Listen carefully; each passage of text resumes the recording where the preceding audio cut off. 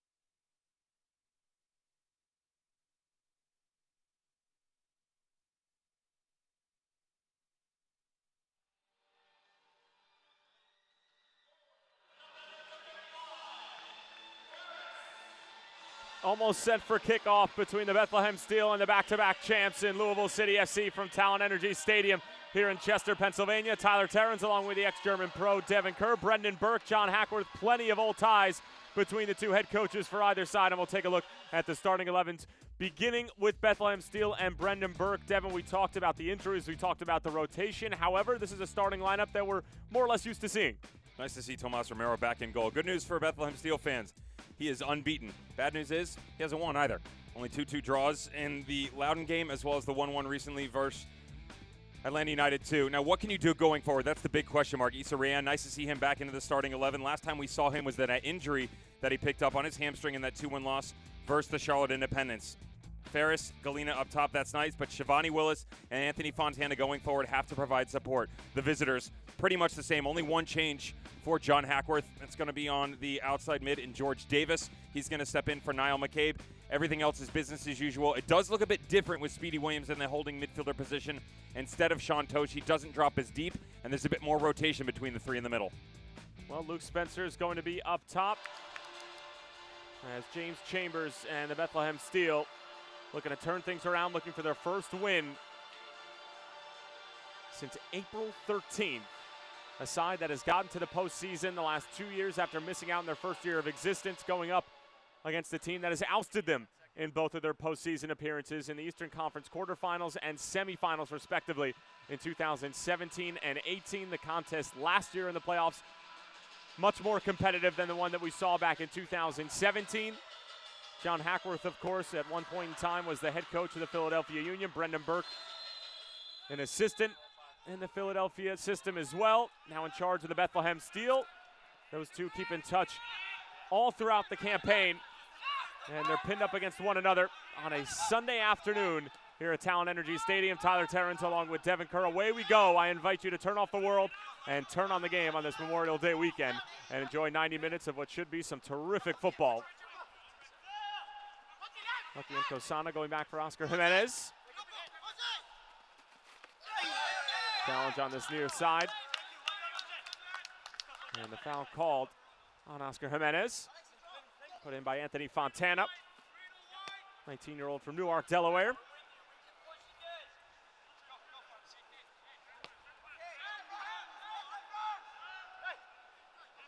And Devin speaking with John Hackworth just a few days ago. He has a tremendous amount of respect of Brendan Burke and what he's been able to try to accomplish with this Bethlehem group, but knowing the struggles that they faced as of late and saying that they haven't been able to figure it out, but just hoping that they're not figuring it out tonight, or excuse me, this afternoon against his own club, and that there's plenty of talent to go around in this Bethlehem group.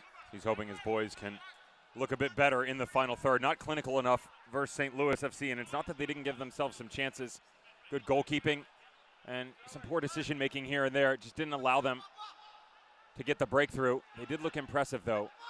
And it's just all part of this continuing progression for Lou City that we've seen. They're starting to get everybody healthy. Paolo Del Piccolo on the bench. Haven't seen him since about week 3, back on March 23rd versus Hartford Athletics. So that gives you an idea of just how much trouble they've had to go through. Luke Spencer back in the starting lineup. George Davis making his way. The only one that is really missing on the field is Brian Ownby, and of course their goalkeeper Dobowalski. Everybody's starting to get healthy, and it will start to give John Hackworth some problems now because they had some tactical rotation where they drifted into this 4-1-4-1. Sean Tosh seemed to be the one in the holding midfielder position that would sit deep and allow this offense to go forward. It's a bit different with Speedy Williams, as we mentioned, but as the rotation starts to come back, as the lineup starts to strengthen, what direction are you going to go from a personnel standpoint? Those questions haven't had to be asked yet, and they're definitely going to have to be answered in the near future. And Ofemu finding Jamoy Topi, trying to put it into the channel for Michi Galena. And we'll go all the way back for Ben Lunt, 23-year-old from Berlin. Come on, Ferris!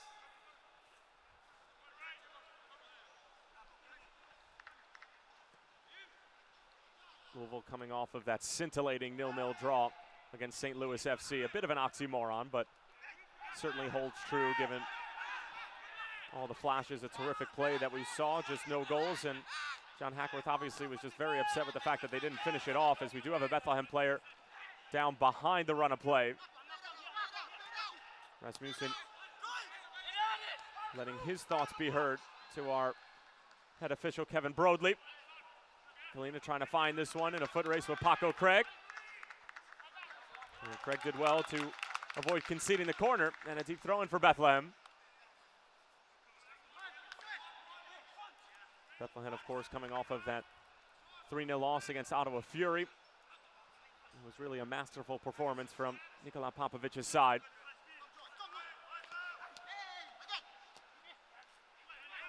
Walter Cortez gets a touch to it, but Paco Craig will be able to relieve the pressure.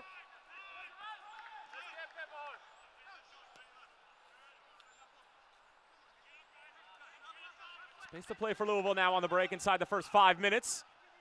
Olivier Bizo defending, long-range effort, straight into the hands of Romero, and he makes his first save of the night. It's a good shout from the manager, Brendan Burke. Wants everybody just a bit higher, and he's right. George Davis, massive amounts of room to play with here. Bizo just having to stand him up, and to be fair, should never have had the opportunity to cut inside as a defender. You have to do better. Not even necessarily playing closer to the player, but just not allowing the progression to the interior. Always keep him outside. And yes, you have help in, but as soon as he steps in, he allows the ability to have the shot to get off. Never truly threatening to Romero, though. And I want to track back to Galina for a second, because we've talked about the partnership that he's created with Ferris. You and I like it a lot. And obviously the Philadelphia Union do as well. They rewarded him with a contract earlier this year. Changed his number, gets to wear number 20 instead of 46 now, and actually made his debut last night as a substitute just after the 80th minute for the Philadelphia Union. Here is Galina trying to peel one back, but good play from Speedy Williams. And he's one of the guys that has really benefited from this philosophical change when Ernst Tanner has come in from Red Bull Salzburg. And it's this 4-4-2 where things are stacked in the middle. There's still a lot of outside movement, but he's pushed up to a much higher role instead of that standard flanking position we saw him in last year. And instead of being isolated one-on-one, he gets a bit more freedom. And we've seen some really great movements from him both on and off the ball. It's a rough challenge from Louisville. Now a set piece coming up for Bethlehem as Galina a little bit slow to get up.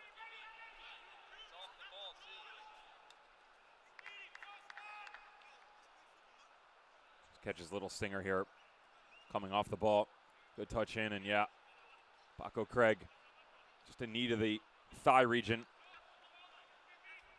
And sends a little message too as well. Not that Paco Craig necessarily meant to, but you start to make forwards second guess themselves coming over the middle. No different than a wide receiver playing in a football game. You hear the pitter-patter of the footsteps over your shoulder, and that glimpse of doubt starts to creep into your mind.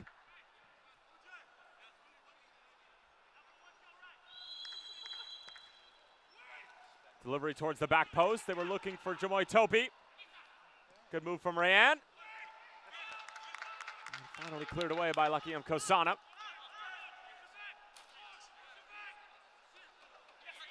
Six goals between Ferris and Michi Galina, the running partners for Bethlehem, who started the majority of games up top for Brendan Burke. Other than that, it's slim pickings. Actually, Kasper Shabilko also tied for the team leading goals. He actually had the lone goal in that Philadelphia Union Portland Timbers game last night. Timbers coming away with a 3-1 win. Valeri ended up with a brace.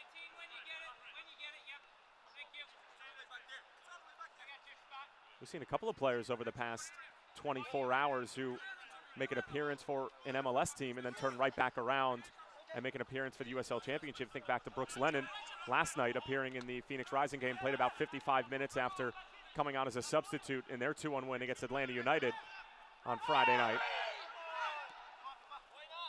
And Kosana slips, and Cortez, it actually grazed his studs, and a throw-in coming for Louisville. It's the continued progression of these players to try and break through with their MLS relationships and their squads respectively, but also as a manager, it's much easier to manage the workload for players like that as opposed to training sessions. You and I had the opportunity recently, took a little vacation day for ourselves, and we went over and watched the Orlando City match, and about Efrain Alvarez, another kid in the Western Conference, where they got done with the match and they just ran him into the ground, and they would much rather have the opportunity for him to go get actual game time as opposed to having to put him in that position. So when you have a home and home, it's easier to do as opposed to being on the road for the Galaxy in Orlando. Let's tie it full circle. We got to see Kyle Smith, of course, with Orlando City, came on as a substitute for James O'Connor's group.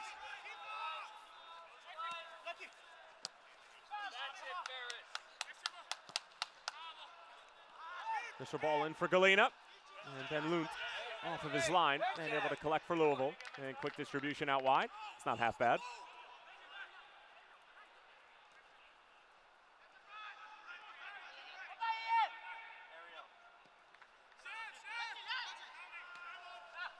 Here's Jimenez. Just one assist so far on the year. Nobody has more than an assist for Louisville, but a number of players do have one, so they have been sharing the ball. But they've been getting goals from some unlikely sources, including Magnus Rasmussen, who's off to a 4-goal start in 2019. He had 8 goals in 2015, and up until this year, he'd only scored 4 in those 3 seasons. Here is the 26-year-old from Denmark pushing it out wide for George Davis IV. It's part of the lone change for John Hackworth in their game against St. Louis FC. In steps George Davis IV. Niall McCabe, the lone substitute from that 0-0 draw against Anthony Pulis' side, as that touch goes awry.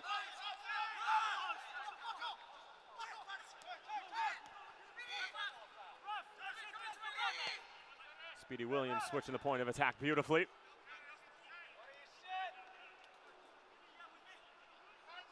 Here's George Davis IV looking to run at Olivier Bizo. Nice little move, shows a bit too much of it, somehow gets it away.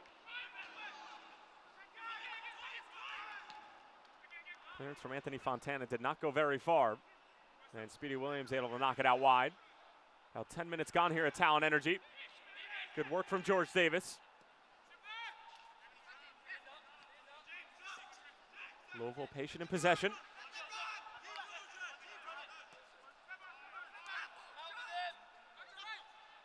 For a second there, you had 21 of the 22 on the field inside this half. It was a good job by the Steel, really condensing themselves on the defensive side of things. But on the initial threat, they were at 8v3. Louisville still had an opportunity at the top of the box. Boys in blue have to do better in those situations. You work too hard off the ball, but then when you have the opportunity to step forward, you second guess yourself. No reason for that.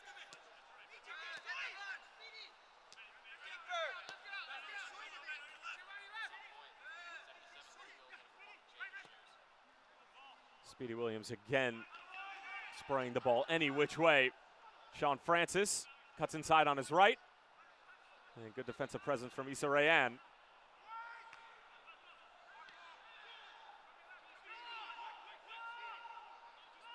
This is going to be difficult for the Steel as well because Lou City's not playing a press. They've just moved so far forward that their line is much higher so that when they are turning the ball over, they already have a nice consistent shape on the defensive side of things. It's hard to come out of the back for the Bethlehem Steel because the game is so condensed into such a finite amount of space. Kevin Broadley saying that it's an apparent head injury. Rasmussen is down behind the plate.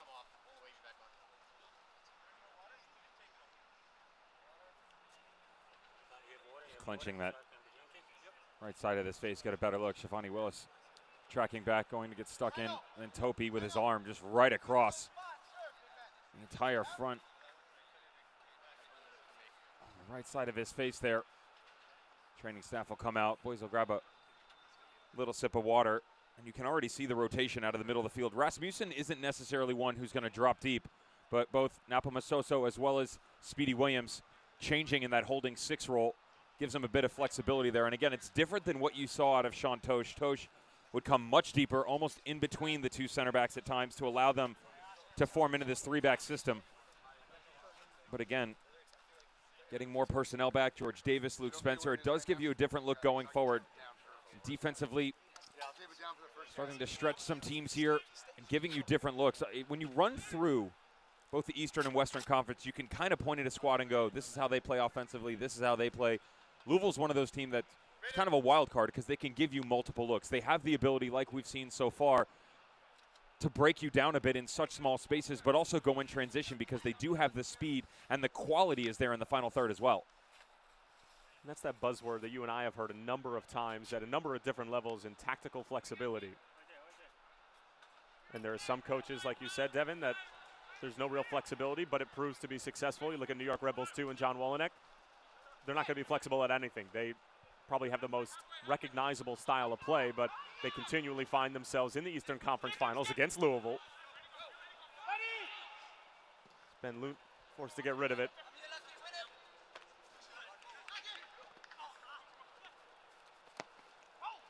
Walter Cortez trying to find Shivani Willis.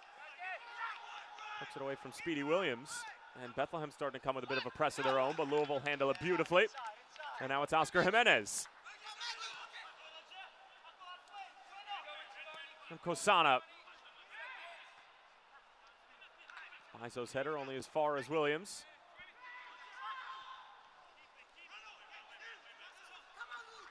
So Femu in a space for Ferris is actually a beautiful ball. Ferris 1v2, looking for a bit of support. Finds it in Anthony Fontana.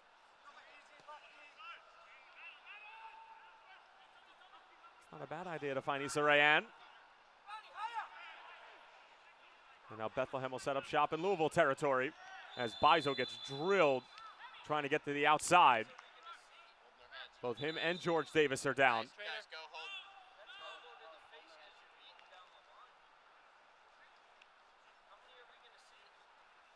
Great job by Bethlehem Steel to counteract the punches being thrown by Lou City. Well done moving out of their own half and then applying a bit of pressure on their own. The one-on-one game on that left side, going to be an interesting one to watch.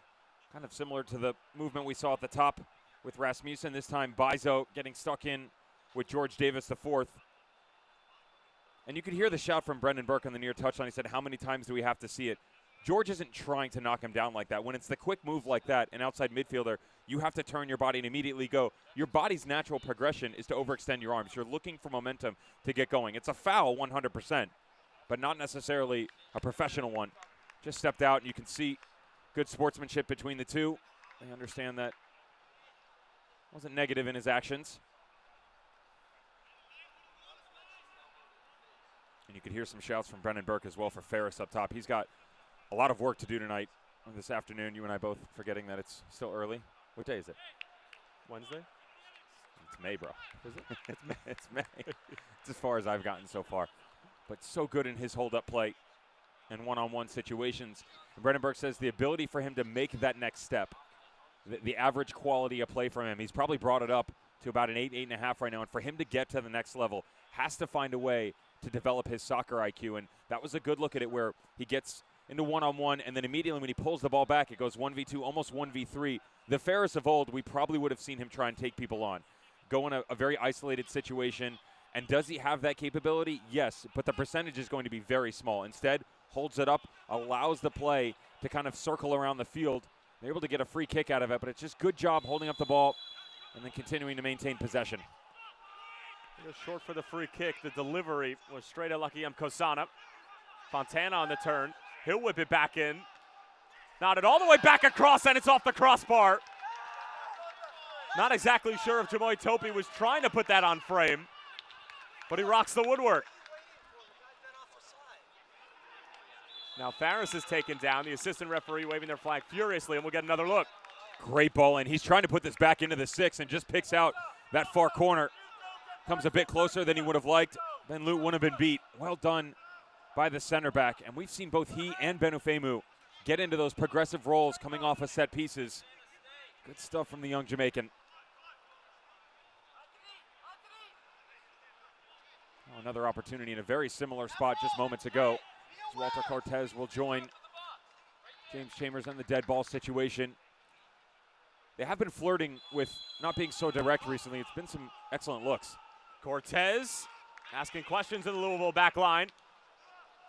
Wasn't a bad idea from Rayan, and Chambers' header easier enough to handle for Ben Lund.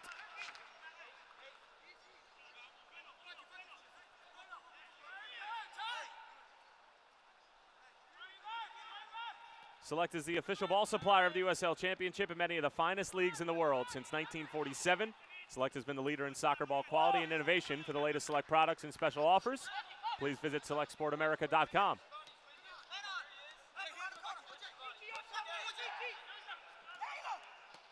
Ferris trying to put in a challenge, and Masoso cleans it up.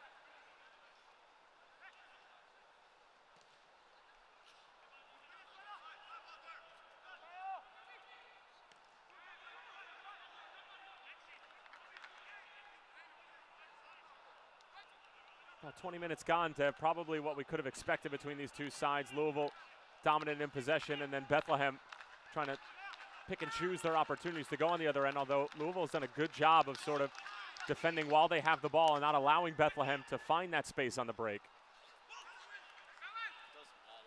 Some of the offensive defending you hear from managers saying that when we win, we push forward.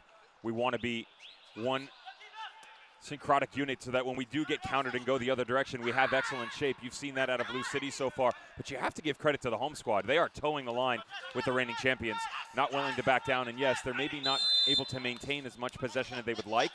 However, still showing some spurts going forward as Brendan Burke starts to heat things up from his technical area, saying, look, 3 fouls in succession, when are you going to pull a card?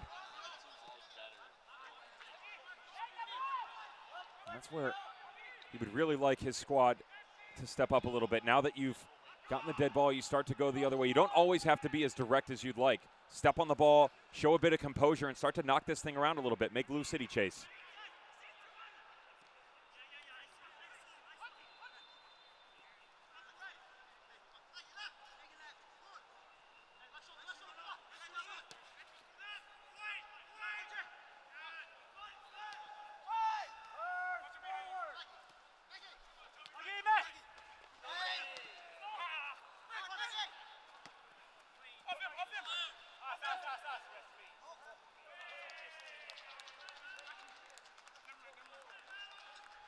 Louisville, of course, will be taking on the Birmingham Legion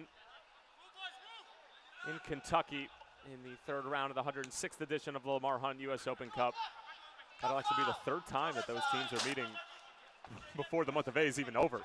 Louisville wants blood. They got embarrassed early on this year. And I mean, to be fair, it wasn't the worst performance, but it wasn't the best either. They didn't look that great, and they got beat at home.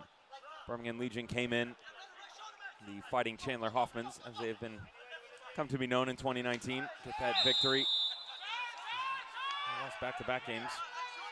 And then Louisville repaid them the favor. 3-0 drubbing just recently. So the rubber match in the Open Cup will be interesting how that plays out, especially with the succession of games and the rotation of players. And it was Louisville who won on the road and Birmingham who won on the road. So it's an interesting one. The Open Cup game, if I'm not mistaken, I think they're at Lynn. Yep. Yeah, they That's are like at their Lynn. Open Cup home. Oh, Great venue. love that venue. That's You've been great. there. I've been You've there. called a big game there. It's nice. But to be fair, we've both been there, just not for soccer. Not for soccer. I think there were some horses running that day. It's blurry.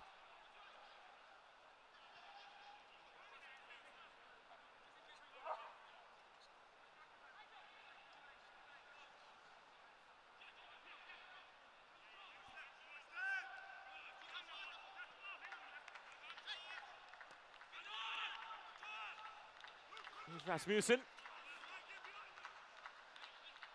Gets it back from George Davis.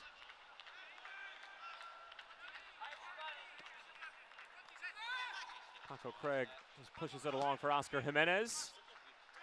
Looking for the home run ball, but only finding the hands of Thomas Romero.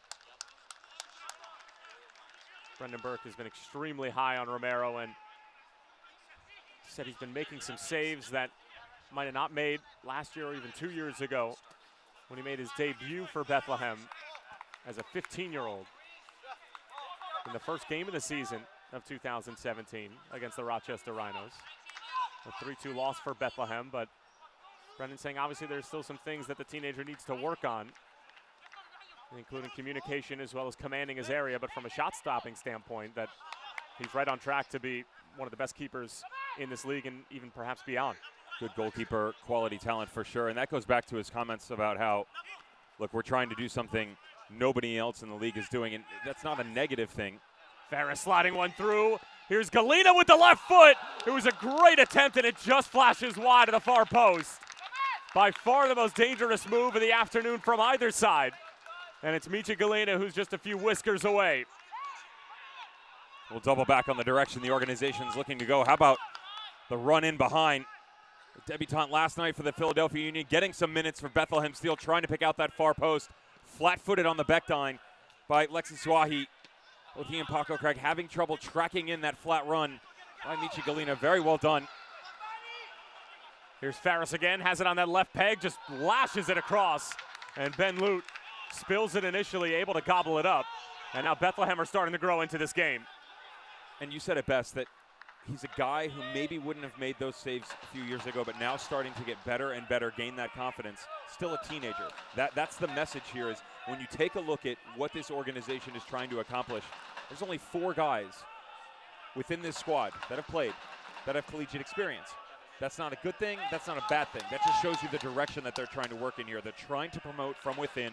And the way that everything is going under this system for Ernst Tanner, once he's come over, it's just been a difficult growing process. And he said, look, Union are going to struggle. We're going to struggle.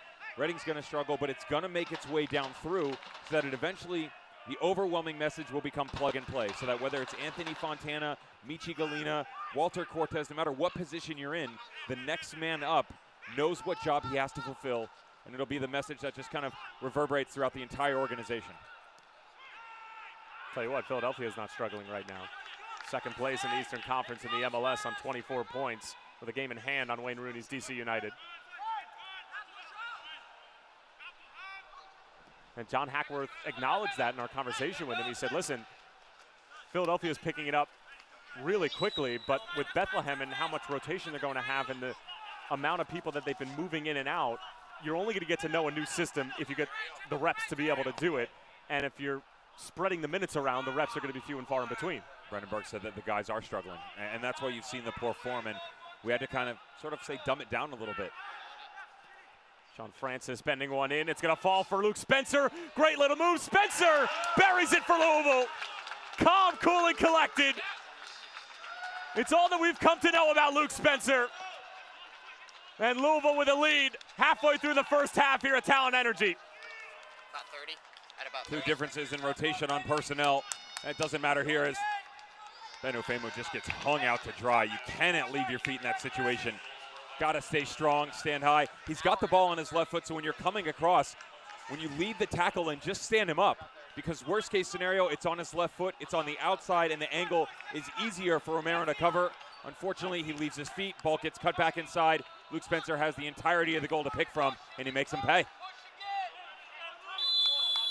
28-year-old with his 4th goal of the season.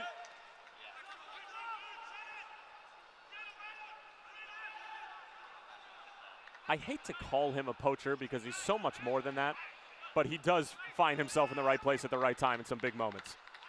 He just reads the game very well. It's kind of similar, to be fair, of what you see out of Daniel Rios in North Carolina FC, and a guy who possesses the ability to be direct. He's good in the air, just not necessarily always put into those positions. And like, if there's a rebound or a touch here and there and he's on the end of it, not his fault. He just reads the game so very well. So now Bethlehem trying to answer. Cortez just thumps it into Lucky Mkosana in the Louisville technical area. Loving the defensive posture.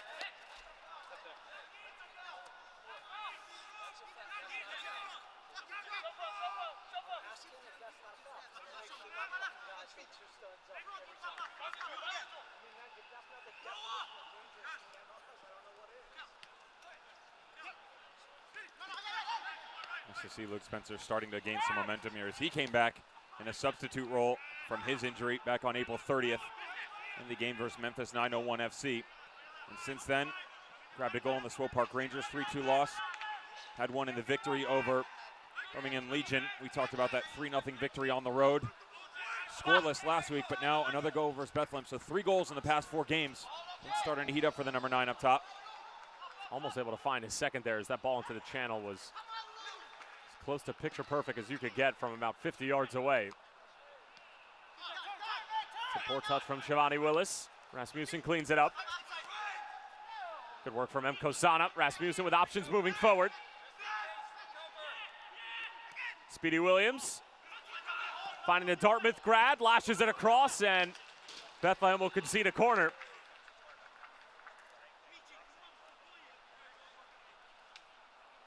Some quality ball movement by the visitors. Very well done. This ball by Speedy Williams is exactly where it needs to be. Understands Mkosana has played that high line and just allowed himself to stay down in the channel so that ball can be played in. Bizo able to clear it off. Well done by Ofema to just usher it over the end line. Momentum starting to swing here for the visitors.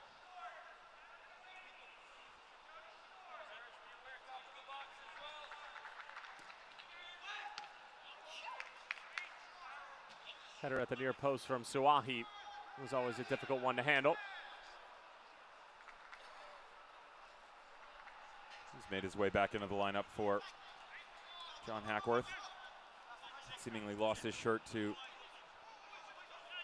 Taylor Pay, and Now back alongside Paco Craig. Again, this formation a bit more traditional with the personnel they have on the field right now. Soso and Speedy Williams will sit, just kind of rotate around each other. Very traditional 4-1-4-1 as opposed to the movement we saw at Ashantosh.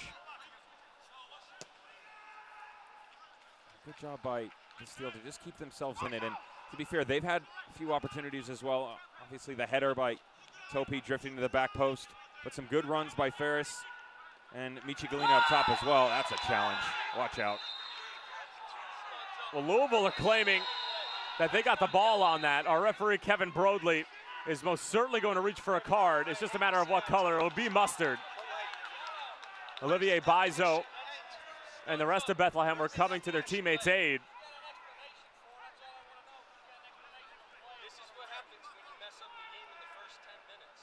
It was a good shot from both managers. They're kind of harping with the referee that he hasn't necessarily gotten it right.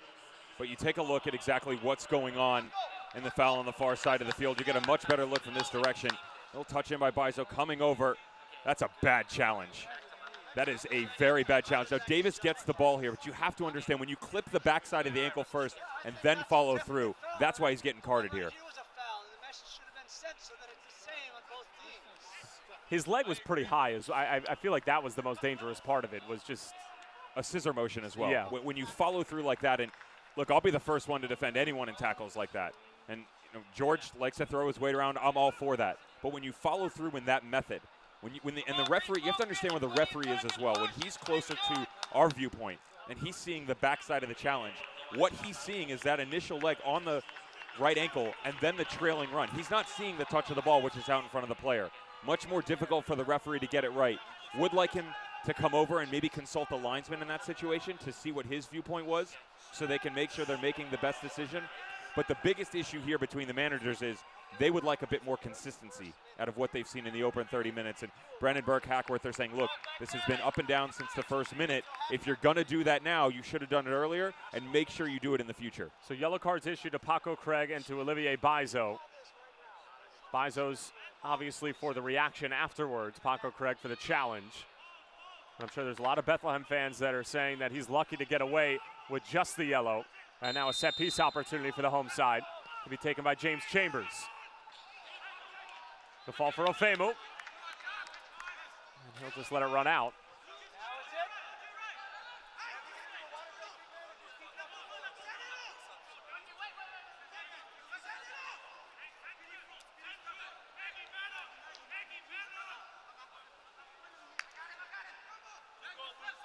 And while there are new faces popping in and out of the Bethlehem organization, and Louisville as well in the offseason, there's no love lost between these two sides. I mean, Bethlehem has been knocked out of the playoffs 2 years in a row by the same group.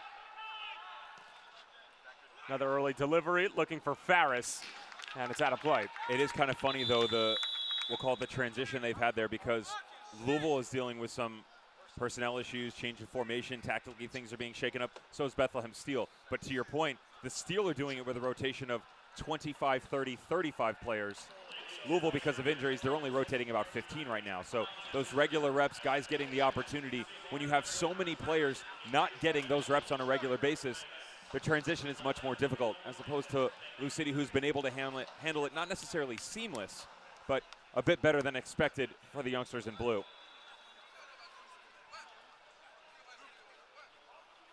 Fans follow the Bethlehem Steel, Louisville City FC, and the rest of the USL Championship all season long on ESPN Plus, home to the USL, MLS, UFC, and more. Join the over 2 million sports fans who have already discovered ESPN Plus and watch the championship live every week. Sign up today at ESPNplus.com as we move through this hydration break. Devin, 1-0 for Louisville. Luke Spencer with the goal, is fourth on the season. Probably fair to say that that's a deserved result at this point in time for John Hackworth's group. They've definitely had the better run of play. However, you can see in transition struggling a bit when Bethlehem Steel start to go. And if they can, it's kind of a cat and mouse game, to be honest, because you have to stay condensed on the defensive side of things for the Steel. And then once you go, be direct, be quick. And we've seen that out of Galina as well as Ferris. Just haven't been able to finish things off. And when you come back the other direction, just make sure you're composed on the ball and you're able to sit and be disciplined. Lou City possessing a lot of tactical capability, rotation in and out, a lot of guys that are willing to overlap and just bide their time waiting for the right moment to pounce. Brendan Burke offering some tutelage to the Bethlehem group that is looking for their first win since April 13th. They're winless in their last 5. Louisville on the other side, looking to make it 3 unbeaten and 2 wins in the last 3 games.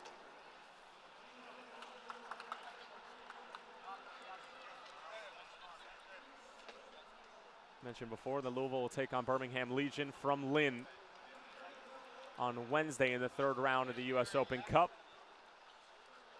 This is actually John Hackworth's first U.S. Open Cup with Louisville, as he was a little late to the party as the triumvirate was able to guide them through that magical run that fell just short in the quarterfinals against the Chicago Fire. And there's a look at the upcoming schedule for Louisville. They'll be home against Charleston, home against Loudoun, at New York Rebels 2, home against the Charlotte Independent. So a more than manageable schedule. However, if they are to advance, then you throw in another U.S. Open Cup game, so the workload becomes a bit heavier. Meanwhile, on the other side for Bethlehem, and you mentioned at the top of the broadcast, I mean, ouch. The next 4 games. And Jimmy Nielsen's side is starting to gain a little bit of momentum, so that's not even a guarantee at this point. You come the end of June, you could be talking maybe they're hovering near the cutoff line with their Open Cup victory, and then they get their first league victory. They have a 1-1 draw versus Ottawa yesterday, I believe. So starting to figure things out there. Some new personnel coming in. They got Logan Gadula on loan from FC Cincinnati. Interesting that they play him at the center back role instead of an outside back position. But it's funny, chatting with Luke Spencer this week, he said that, in that run they had last year, referencing Open Cup and rotation, really the only time they felt threatened and got played off the park was that game against Chicago. Things just didn't go their way, but you forget, just a week and a half prior, they took down New England Revolution. So a good job, and I'll be interested to see what sort of rotation takes place for John Hackworth's squad in this upcoming match, because no love is going to be lost between them and the Birmingham Legion. We already referenced the rubber match, 3rd time this season before the end of May. And you're getting guys back now. We already talked about Del Piccolo. Also, Rich Ballard starting to come back in. He's coming back from injury. And can you get those guys some minutes? Because it is a good job for them to get a chance at rotation, but also you want to make sure that you're continuing through this run. They have a great path to be able to go here. And exactly regionally how it's going to play out after the next round we haven't seen yet. But what direction does he go with his personnel? But I also just I don't understand the regional aspect of it either. OKC and Tampa Bay Rowdies? Go figure. Phoenix and New Mexico United were part of the Central region in their matchup. There's nothing central about those 2 states. Well, now, and Florida Soccer Soldiers are taking on North Carolina FC. At least that's on the East Coast, separated by. Why wouldn't that be the Tampa Bay Rowdies matchup? I agree with you. Listen, I'm on your side. Yeah. We're first. We're friends. High fives. Yes. Well done. Now we're going to see another card here. This is on you. This is on all 4 of you. Michi Galina stays down, and more thoughts to be had from both of our managers. Kevin Broadley is desperately trying to gain control of this game. It's certainly been a physical one. And we're hearing double red cards.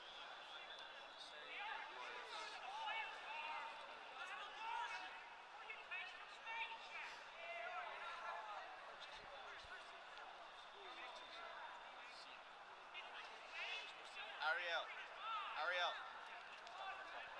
Who's for Louis? So we're being told that Farris has been sent off.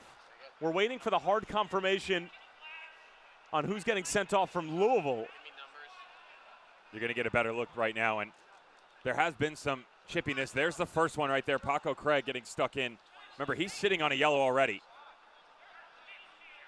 And then you come back around. I mean, they don't even touch each other. That's Massoso and Ferris going head-to-head in the middle of the field, and a shout from the managers on the sideline. They feel like the referees are wrong in this situation. You get a good look. I mean,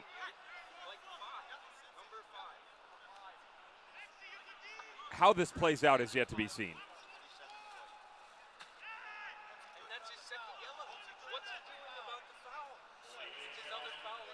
Straight reds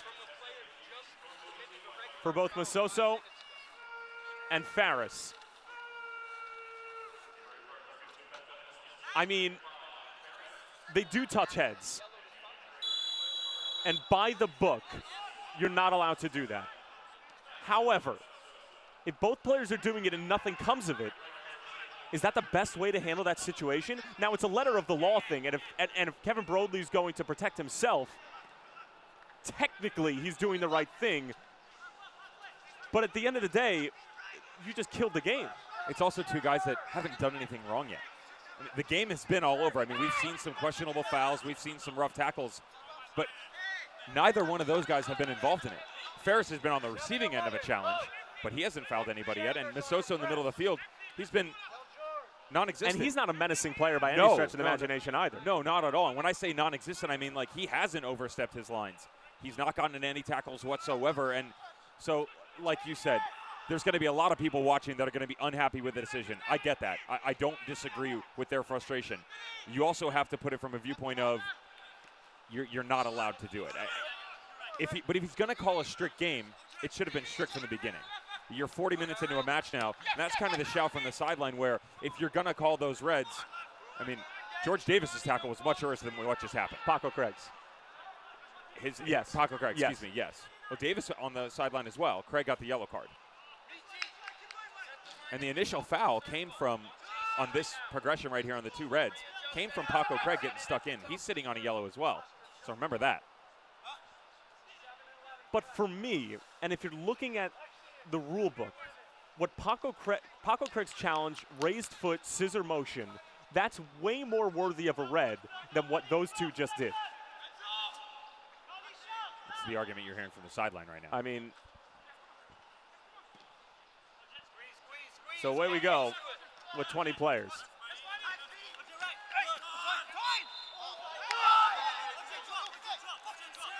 This is a bit out of control, and we haven't even reached halftime yet. Certainly wouldn't want to be in the shoes of Kevin Broadley. I was just going to say, there is one saving grace. It's coming from both sides, and most of it's not directed at each other. Again, there's been some rough tackles flying around, but most of it's pointed at the head referee. That's unfortunate for him. The good news is you're about to hit halftime. So a good opportunity to settle the emotions on both sides of the ball for the teams, and then the official can get back with his assistant referees and his fourth and kind of regroup for the second half. Here's Bizo trying to get to the outside. Beautiful defending from Sean Francis, but his clearance only as far as Topi.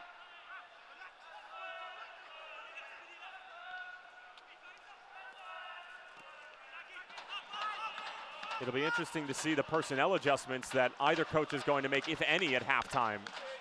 Farris, of course, in the striker position. You would imagine that Brendan Burke is more or less going to keep things the same, but for John Hackworth on the other side, as the header goes back to Lund, you're missing a player in the middle of the field. You do lose a midfielder. However, you can rotate if you wanted to. You can tuck and go into a two forwards up top. You really could if you wanted to go that direction, because you have the ability with Speedy Williams where you could just drop one back, leave Lucky M. Kasana out on the outside on that right midfield, and you're still sitting in a 4-4-1. You don't have that holding midfielder role anymore. And to be fair, the way that they're playing, it hasn't necessarily transpired to a definitive one player sitting in the six. It was Masoso and Speedy Williams. So now you can just go a bit flatter in the middle. Here's Rasmussen from distance, and it wasn't far off. And just by the sheer numbers of it, there's going to be a lot of space that opens up for both sides. He's hit a few beauties with that left foot of his. Just difficult to get enough rotation on the ball because he is so square when he lines it up.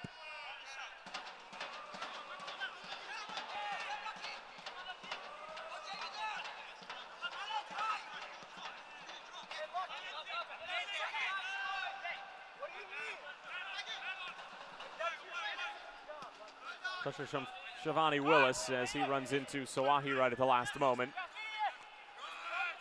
Speedy Williams elevates nicely for the header, and Luke Spencer able to find Sean Francis on the left-hand side.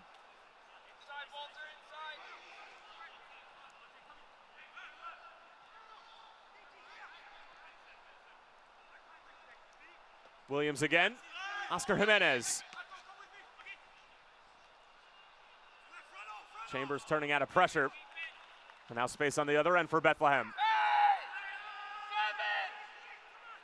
Here's Rayan. Lofts it in, looking for Galena. And Ben Lund picks it off.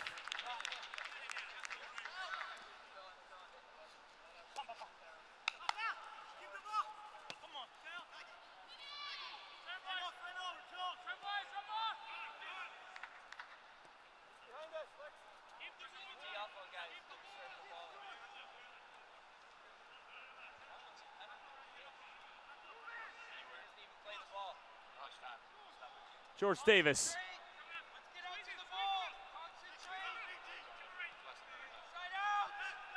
George Davis again, long-range effort, and Romero able to handle it. Looks like what Hackworth is doing, at least for now, is allowing sort of a diamond shape to formulate in the middle of the field. Rasmussen in front of Speedy Williams, George Davis tucking in. They're still allowing the outside backs to play quite high. And to be fair, when you're 10v10, you have that luxury. You're not down a man, really, because the other squad dealing with the same frustration you are. So plenty of space to be had, and most likely this game will open up a bit more.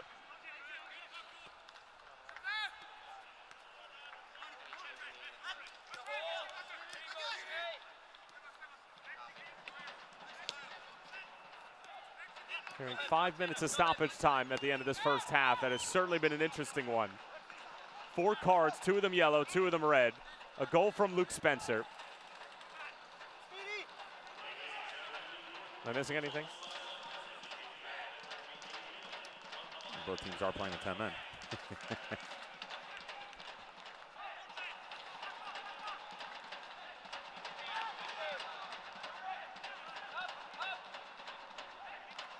It's going to make the workload in the middle of the field for the Steel dive a bit deeper into the odometer, as they're going to start to have to run a bit more.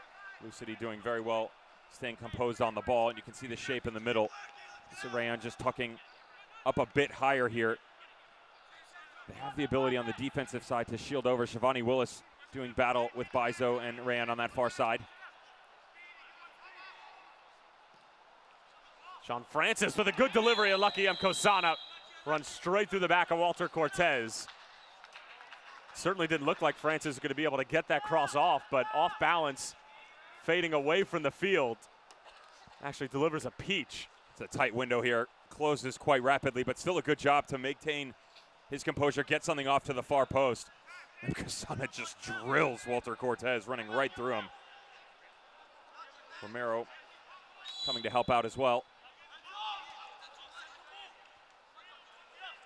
Be a fly on the wall for the conversations between these two managers at halftime.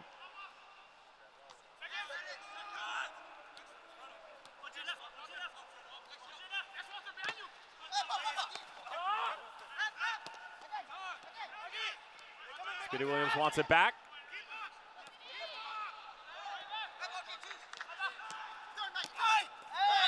And the foul on Fontana.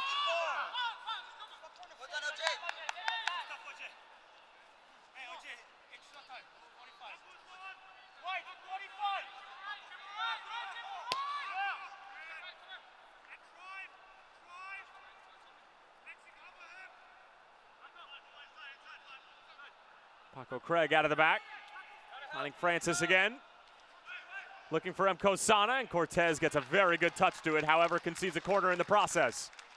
Very well done from the outside back, though. Still laboring from that challenge on him. And Mkosana inside the 6 just a few moments ago. Watch him track this ball all the way in. Brings it across his body, uses that left foot to touch it over. Very well done.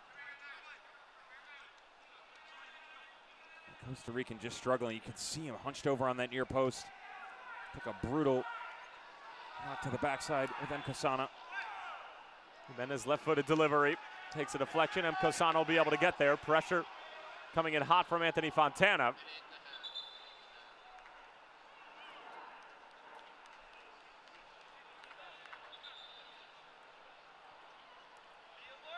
Tune in to ESPN News on Wednesday, June 5th. For Wednesday night soccer when OKC Energy FC travels to Albuquerque to face current Western Conference leaders New Mexico United. It's the week's best match on Wednesday night soccer, June 5th on ESPN News.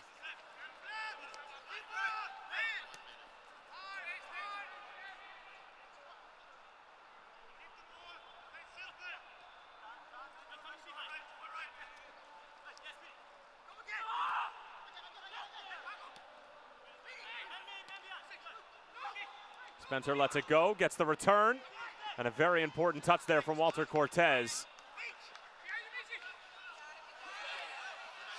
Galena trying to turn, he loses a boot in the process.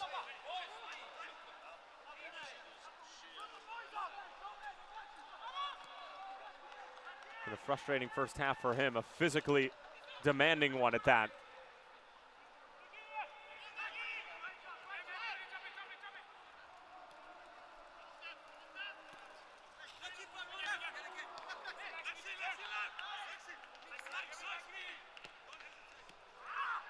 Galena gives it away.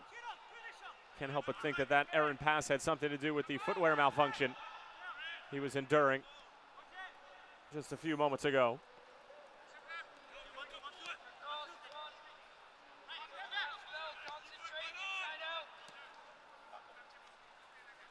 On the doorstep of halftime. I think both teams will be happy to just lick their wounds and get into the locker room.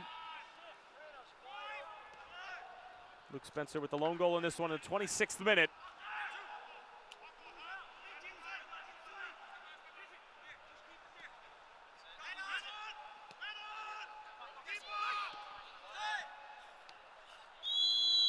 And that's going to do it for the first half from Talent Energy. A rematch of the Eastern Conference semifinals from a year ago. And it's Louisville City FC who have a 1-0 lead thanks to Luke Spencer's 4th goal of the season. About midway through the first 45 minutes.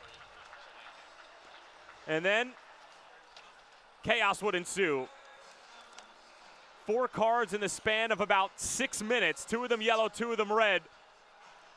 Split right down the middle. Farris and Masoso both sent off in the 37th minute for a little meeting of the minds and headbutting. As it is certainly an interesting one here at Talent Energy. There's the lone goal from Luke Spencer. Took it beautifully and able to slot it past the defense. Louisville City FC with a 1-0 lead as we head into halftime here from Chester, Pennsylvania. Don't go anywhere.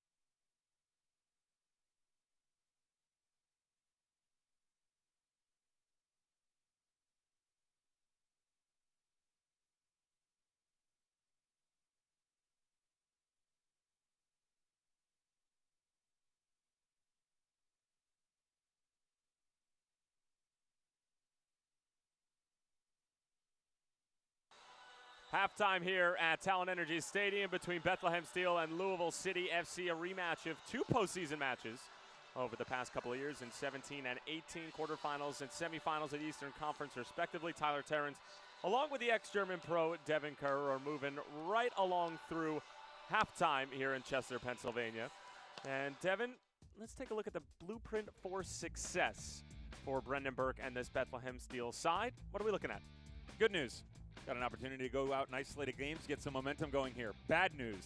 Look who you have to take on. Lou City in town, of course. We're doing battle right now, but then Red Bull 2 on the road. Have to host Nashville, St. Louis FC, and the Tampa Bay Rowdies come to town. That's the top 5. I mean, those guys are going to be in the playoffs. They're going to make a run for it, and they are definitely at the peak right now. And you take a look at what they've been able to do. Early on this year, they came out of the blocks. They were playing quite nicely. Recently, not the case. They just don't have a lot to show for it on the offensive side of things. And if you look at the way that they're composed, they're going forward nicely, but it's only a 2- or 3-man game. You and I were talking about it. We like the movement from Ferris and the addition of Galena up top with him, but it's pretty much the 1-2 punch. How do you get the likes of Shivani Willis, Anthony Fontaine, and them on the same page at a regular time? Just haven't been able to do so recently, and the back line has been exposed because of it. They're leaking a lot of goals. And let's take a look at the bottom half of the standings in the Eastern Conference. And listen, this is far from over. It's May 26th. All right, Devin, we got a long. Had to think about it. We got a long time to go. It's Memorial Day weekend. However, these are the sort of games, these are the sort of stretches where you look back on in August and September and you say, well, maybe if we didn't have that stretch of 5 games without a win, we might find ourselves in a playoff position. The message that most managers are telling us right now is, we have to be cautious looking at the standings. We can't necessarily go and win this thing right now, but we can lose it. So everybody peeking around the corner a little bit. And for the Steel, take a look. You get a win, and you're in. For now. A lot more games to be played, but you jump back into the top 10. Again, remember this year, playoff format has changed. Top 10 get in. The bottom 4 end up having to play a play-in game, and then the top 6 get a bye for the second round. You just have to figure out a way to be a bit more consistent. We saw it the first few games of the season. Hasn't been the case recently. And how about Louisville City FC? They've gotten all sorts of things done on the field. Now they're trying to bring themselves into the modern era with their soccer-specific stadium, and it's coming along quite nicely in Butchertown. Beautiful sight. Had the opportunity to drive by this, and look, this is the press box. It looks great. What a nice movement. It's really, really cool to see the videos and the pictures that they've sent over, everything going on. They're situated right in between I-64 and I-71, just blocks from Main Street. Nice little hop, skip, and a jump from the Big Four Bridge, and this is what this town wants. They are continuing this movement of growth in this country, and they're starting really from a cultural standpoint as you get a look at the rendering of what it's going to be like from a finish. And to incorporate all of it together, because it's not just the team, it's not just the administration or the organization, it's the local community, it's the fans, it's the ability to institute guys like Elijah Winder, who's a youngster getting the opportunity to sit on the bench. Now you can start to funnel more of those in. The belief is there because the project is in the future and about to be completed. Well, the belief is there that we're almost through halftime. We'll step aside and take a look at what's been going on around the USL Championship. Still halftime between Bethlehem and Louisville City FC. And now Phoenix coming out the other way. Junior Fleming's leading the charge. Numbers forward for Phoenix. John trying to go back for Flemings. Flag stays down, back across, solo!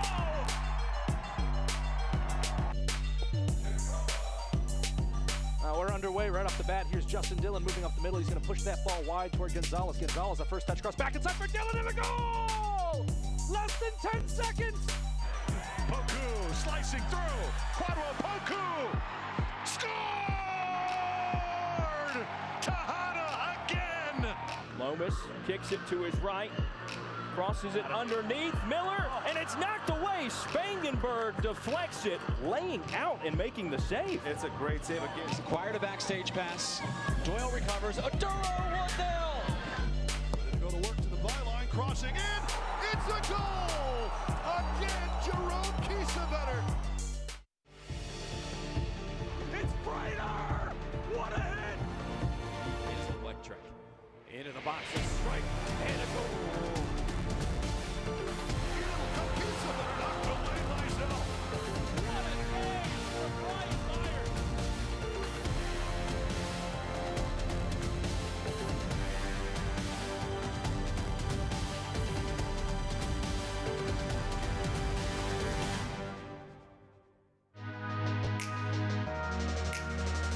The most dangerous player, perhaps in USL League One. Pepe curls! Ricardo Pepe, brilliant!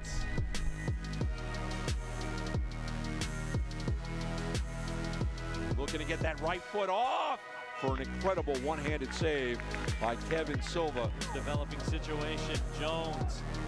Jones on the move. Jones with a shot! Rips it off the right post. Another opportunity, and the strike is true. J.C. Banks now, letting it rip from deep. What a save by Hara!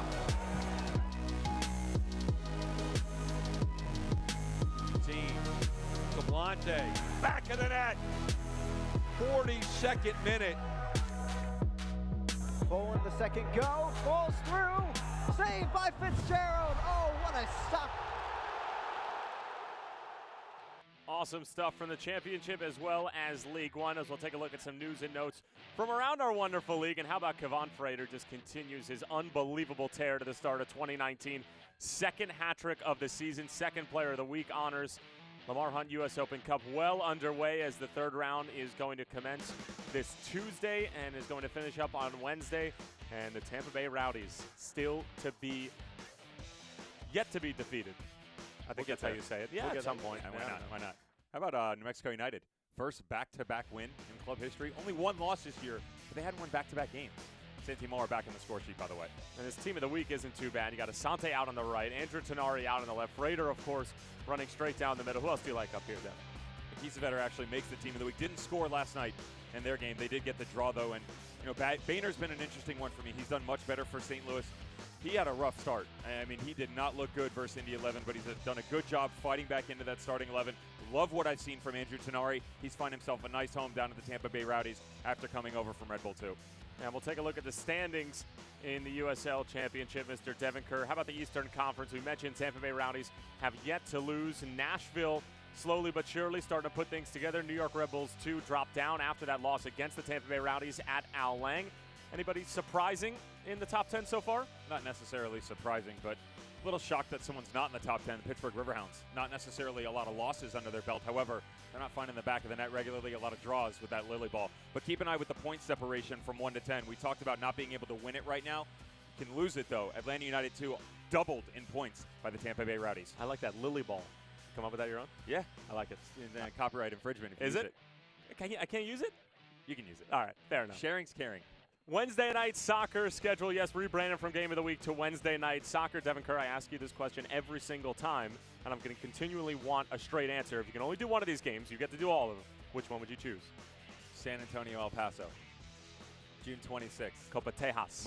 Mark Lowry's boys have done well. They're starting to get some results, move their way up the conference standings. San Antonio headed in the other direction. They're trying to find a way to get things regular down there, and it just seems, formation rotations, personnel is kind of in and out, and it's hard for Darren Powell to regularly get on the score sheet and keep balls from out of the back of the net. It's been troublesome.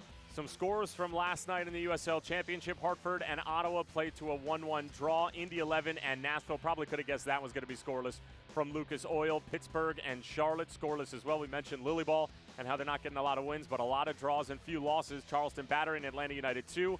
A little bit of a local rivalry there. Finishes 1-1, and Tampa Bay eke out a 1-0 win against Swope Park Rangers. This is the second week in a row where we've just had a slew of draws. Took the words out of my mouth.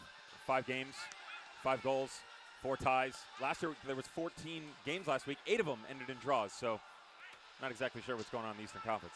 We're hoping for a winner here between Bethlehem and the Louisville. Stay with us.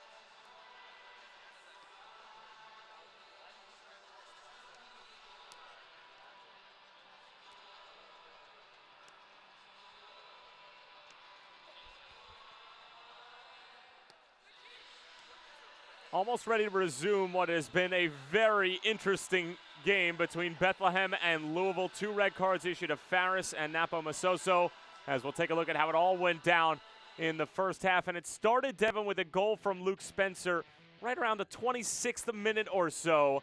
And up until this point, there really hadn't been much going on. Luke takes this beautifully. They did have the better run of play in the sense of possession, but not necessarily threatening the back line of Bethlehem Steel. And he just did very well to stay composed inside the top of the box, just outside of the 6. You take a touch, cut it back, puts it in the back of the net.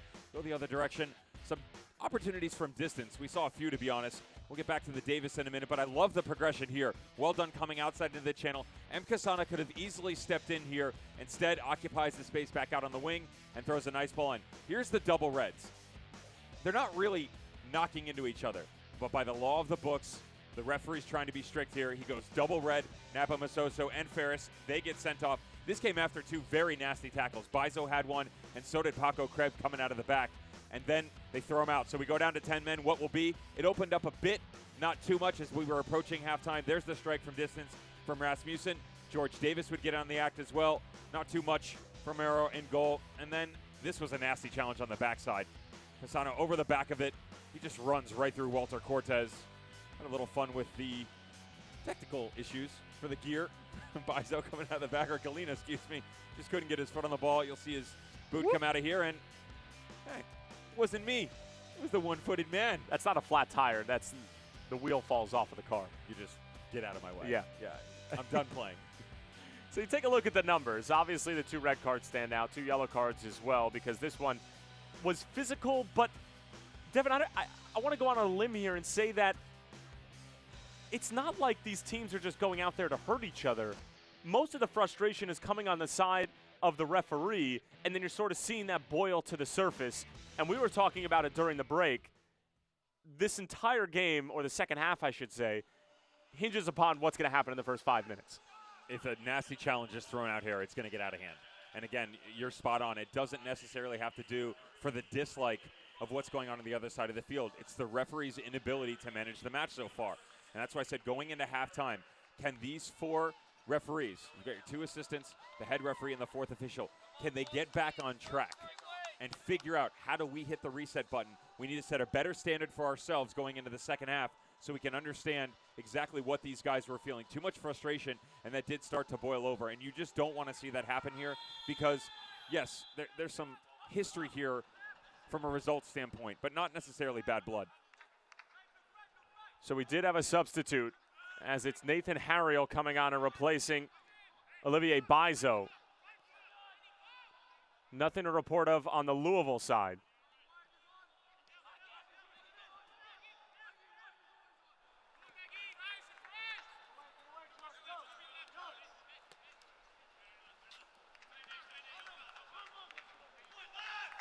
George Davis, great little move to get around Harriel. Here's M. Kosana.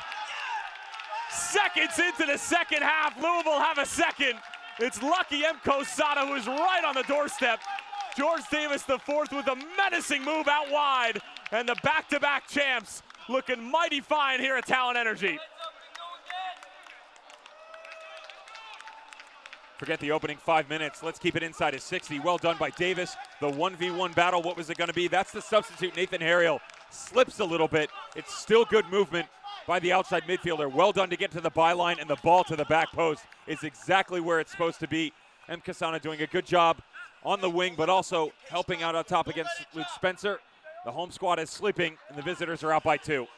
Lucky M. Kosana now joins Luke Spencer and Magnus Rasmussen for the team leading goals with 4. Terrific assist from George Davis, the 4th. And it's 2-0 to Louisville.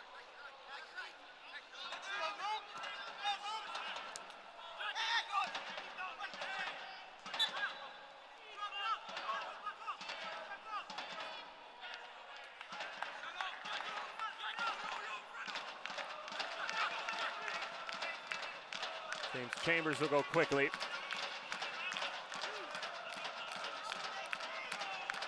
Galena thought about the delivery. Here comes Harriel around the bend.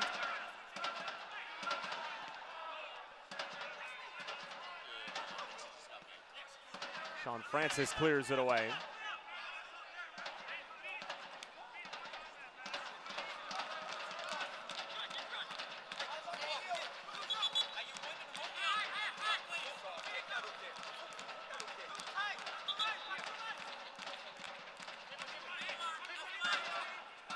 You hear the frustration a little bit for Bethlehem, who now find themselves down by multiple goals at home yet again. Trying to avoid not only getting beat, but getting shut out at home in consecutive matches, as it was a 3-0 loss against Nikola Popovic's Ottawa Fury in their last contest here at Talent Energy. And trying to avoid going winless in their last 6 if they are to fall here tonight. The shutout's a problem, but goals in general have been a problem. Only the 1 goal versus Atlanta 2, and then 3 in the back of the net versus Loudoun United that ended in that draw right at the end, as Richard Williams' squad, though he may be on the move, they were moving quite well in the final third at the tail end of that game. They were blanked against Indy 11 as well when they came to town. Prior to that, Rayan, great little move. Michi Galina now. Challenge in the penalty area. Was it a penalty? Yes. Bethlehem will have an opportunity from 12 yards away. Paco Craig committed the foul. He's sitting on a yellow. Bethlehem are now barking that he should get his second card.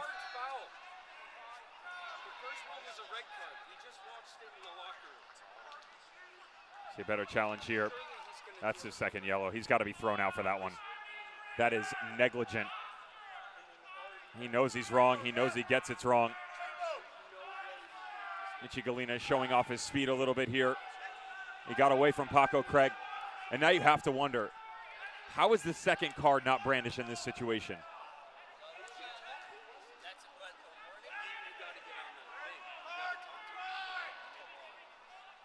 There's no warning in this situation. You already gave him, the card is the warning. And I said this off air prior to coming back from break.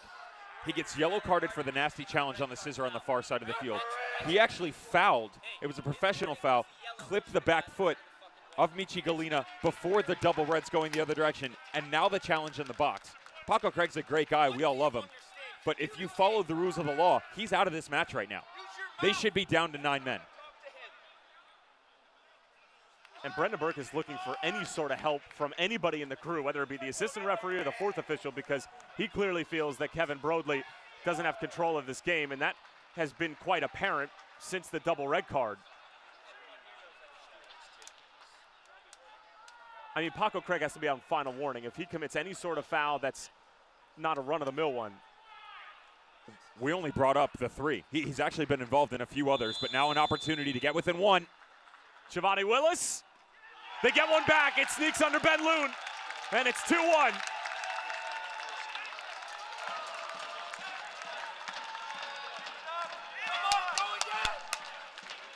German looked like he had gone the right direction here. Shivani Willis, decent ball striker. Not the greatest penalty. Keeps it low, though, and that's the most difficult part. They've listed him at 6'6". He might be a bit bigger, but it's very difficult to get down and play the angles match against Shivani Willis. Well put in the bottom corner. And they're slowly creeping back in here. Great response from the home squad.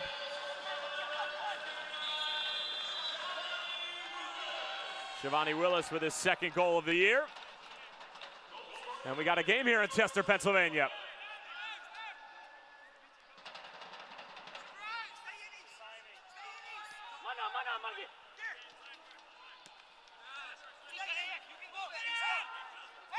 Just a reminder, both teams are playing with 10 men after Faris and Napo Masoso got sent off in the 37th minute. Paco Craig sitting on a yellow card for Louisville.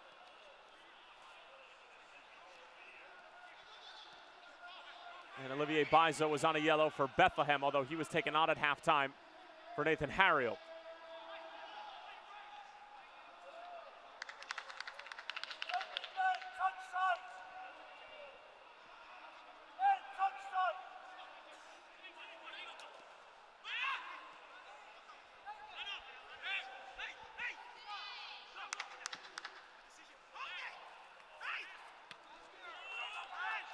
All intended for Michi Galina, but way too close to Loon. Now if you're John Hackworth and you're seeing how this game is unfolding, Paco Craig has to be on his last warning. Is there a substitute on the horizon? Perhaps bring on Tosh and replace Paco Craig? There's definitely a possibility, especially with the way the game is starting to stretch, and you can see the steal starting to be more direct. That's going to turn into more foot races down in the final third for Craig. And Lexi Swahi on that back line, and you do have option available. We already talked about George Davis the fourth. Great little ball along for Sean Francis. He whips one in.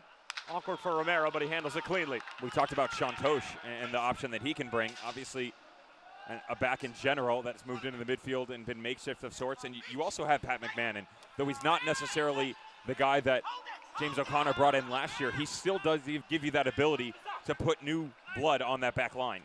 Issa Rayan finding some space, has Harriel to his right. It finds Harriel on the first time, and that's a wonderful kick save from Ben Loon.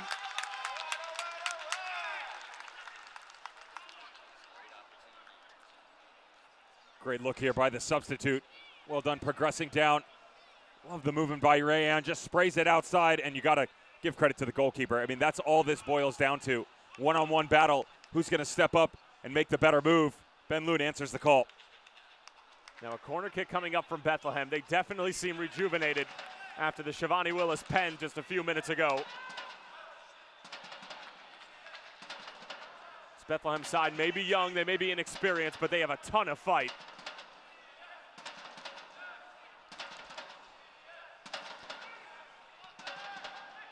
Chambers at the near post. It takes a deflection off the Irishman, and a goal kick coming.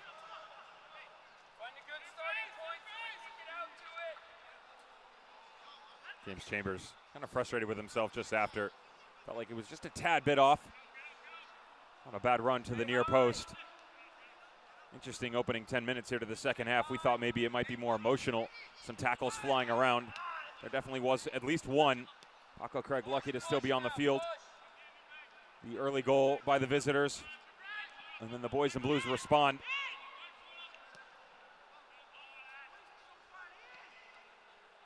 Great first touch from Oscar Jimenez. Now takes the space in the middle of the park.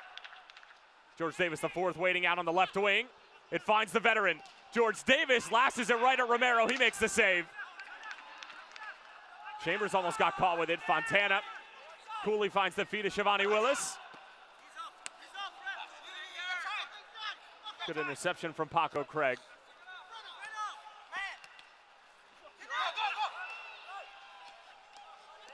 Nathan Harriel taken down by Rasmussen. Kevin Broadley is going to show the mustard.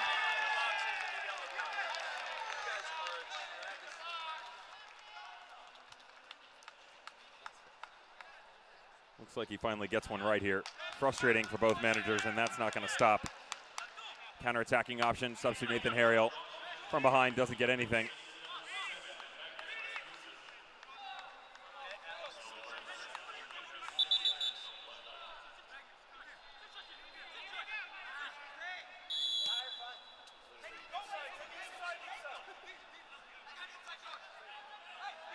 Galena. Issa Rayan. Oh, showing some great skill. However, Sean Francis did really well to stay with him.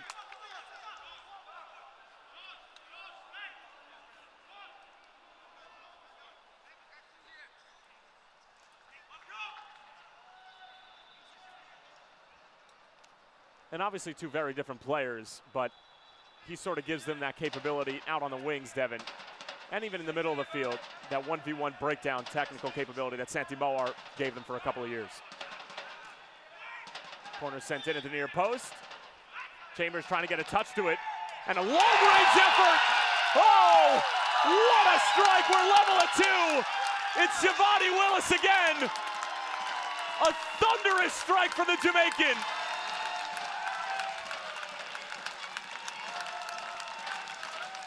We saw him hit one a few weeks ago, and he's been trying to light it up from distance ever since. The woodwork has gotten in his way, gets the early goal in the second half, and now two within the span of 5 minutes to level things up. Quality form from distance, just a good job maintaining his structure on the ball. He's actually backtracking from it, then gets his knee up over the top of it, picks out that far post and just lets it rip.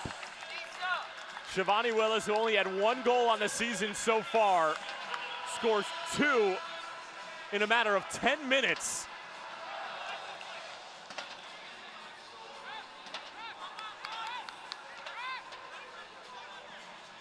Tell you one thing, this was not the second half I was expecting, given the way that the first half ended.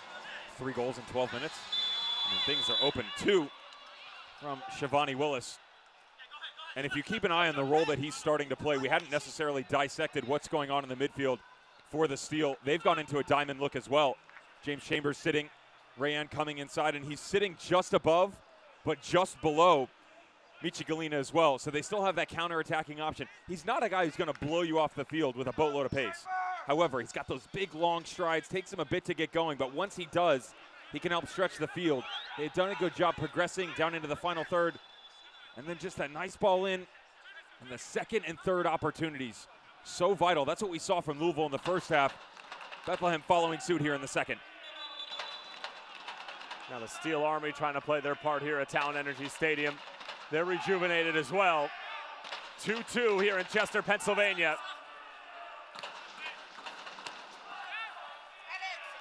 Tyler Terrence along with Devin Kerr. Glad to have you with us on this Memorial Day weekend. A massive 3 points on the line in the Eastern Conference of the USL Championship. Two sides that have met in the postseason the last 2 years in both the quarterfinals and the semifinals.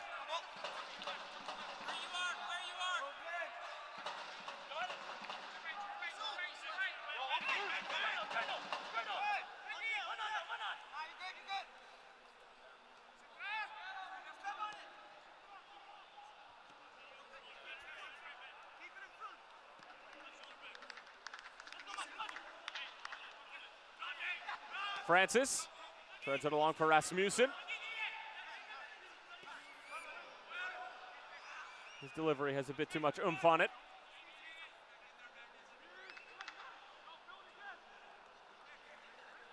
Backheel doesn't quite come off for Oscar Jimenez. And good work from Anthony Fontana out on the far side.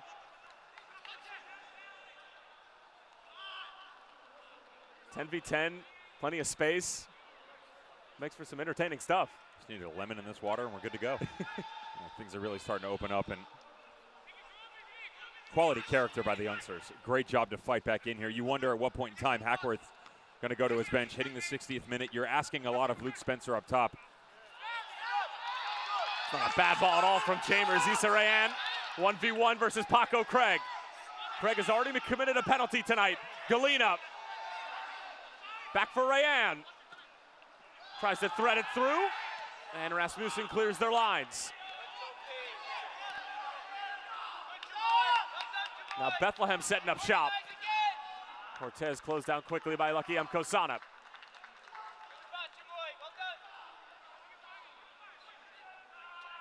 I'm going after Abdujam.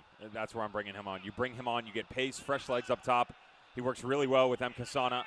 And also, bringing Luke Spencer off, it gives you the ability to still have that look on the defensive side of things from Mkosana. Because you could say, oh, why not bring Lucky off? Well, if you remove him, Abdujam doesn't possess the same defensive capability that Mkosana does. And Luke Spencer is not being asked to track back as much as they would like to. He's still holding shape in the middle of the field, though starting to labor a bit. Again, a lot of work being done in this 10-man game, regardless of the fact of whether or not the opposition is having to deal with the same thing. George Davis. Always rising and always going out of play. George Davis had to go from distance in the first half. A turn doesn't necessarily go his direction. Nobody steps. Why not pull the trigger?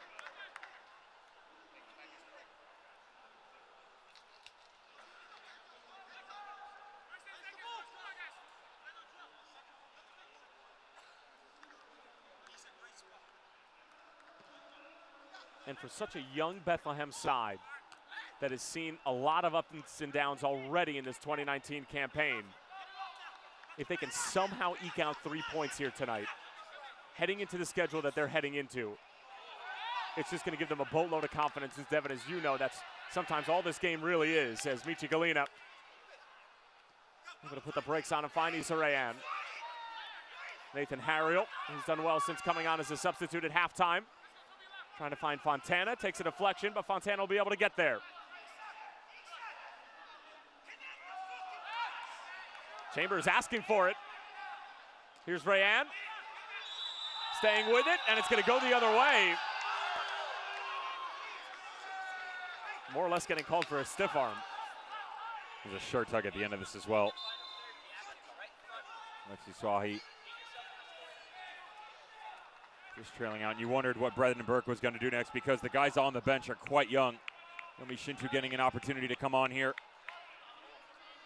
Issa Rayan's day will be done. That's just workload if he does end up stepping off and the substitute goes through, which looks like Issa is making his way off. Again, last time we saw him was in the 2-1 loss for Charlotte 4.5 matches ago. There's the look right there. And Speedy Williams tracking back. Not a bad shift from a guy who's been out of the game for over a month. So Shintu comes on, the 21-year-old from Munich, and replaces Issa Rayan, who's slowly but surely making his way back to match fitness. One substitute left for Brandenburg, and we've played a little bit more than an hour.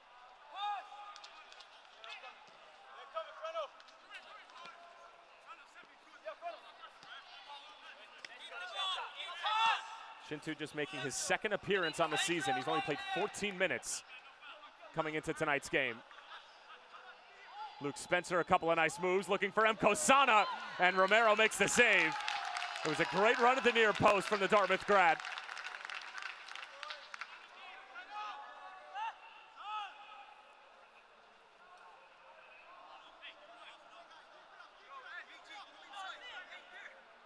And that's the trouble with this Louisville team, as Luke Spencer hobbling just a bit, is that they can hit you in the blink of an eye in a lot of different ways.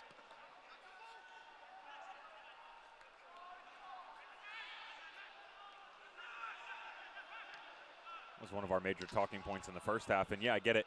Both teams have gone down to 10 men, so there is a bit more space to play with. However, so much more possession in the first half. A bit more methodical coming forward, worked their way up, and slowly pinned Bethlehem Steel in their own half. Not the case here in the second. Obviously emotion at play as well, and you're having to react a bit more than dictate to the opponent. But still capable to not just build out of the back, but it's that quick 1-2 punch that we just saw there. Here comes the press from Bethlehem. Sean Francis, a bit of work to do. Well done by Shivani Willis.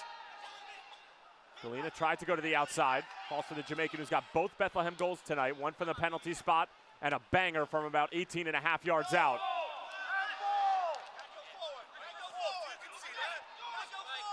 Chambers a little love tap as he comes through on Speedy Williams, and Louisville play out of the pressure and looking to break out on the other end. Oscar Jimenez leading the charge. Luke Spencer lets it go, gets it back from Speedy Williams. Once more for the Jamaican.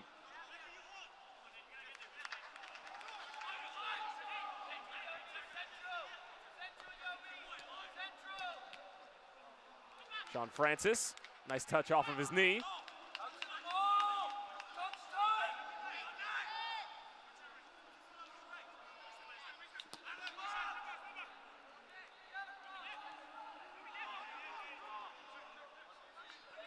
Rasmussen on the turn.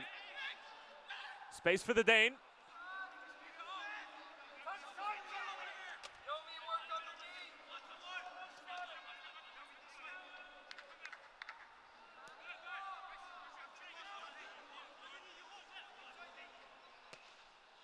Davis, good ball in, awkward. Along the back line from Bethlehem, and Romero comfortably makes the save as it came off the thigh of Benjamin Ofemu. It's not a bad look. Also a bit of frustration as they were going side to side. Bethlehem Steel are going to let you have that all day long. Ben Ofemu gets lucky. This ball coming off him. Mkasana in behind, Luke Spencer just in front.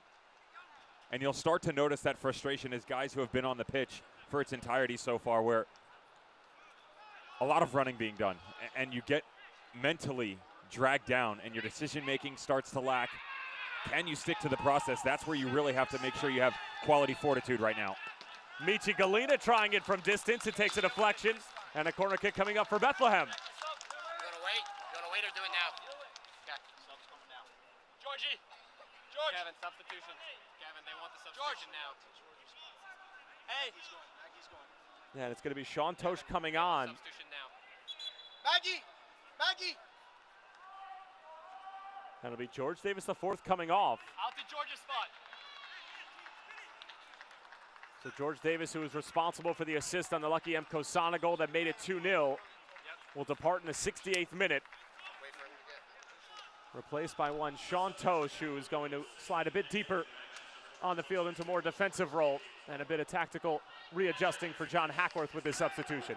And basically just trade places here. Rasmussen should go out to the left side. Tosh will occupy some space in the middle. Speedy might be playing a bit higher now. George Davis, another one who's still trying to get back into full match fitness. Not a massive amount under his belt since coming back from injury. Ensuing corner from Bethlehem. Cortez just floats one up there.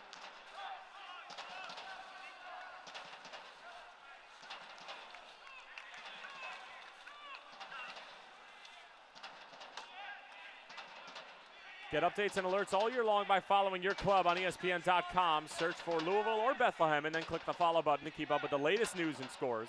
Plus, get reminders on both teams' next match. Go to ESPN.com now and click follow for your club.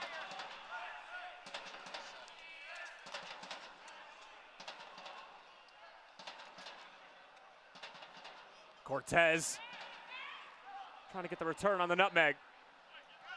And another reminder, both teams playing with 10 men. Faris and Napo Masoso sent off in the 37th minute for a dual headbutt. Is that in the rule book? Is that what we're calling it? That's what I'm calling it. You can call it whatever you want. Head-to-head contact. Talk to Zlatan about that one. Meeting of the minds. Well done. Yeah.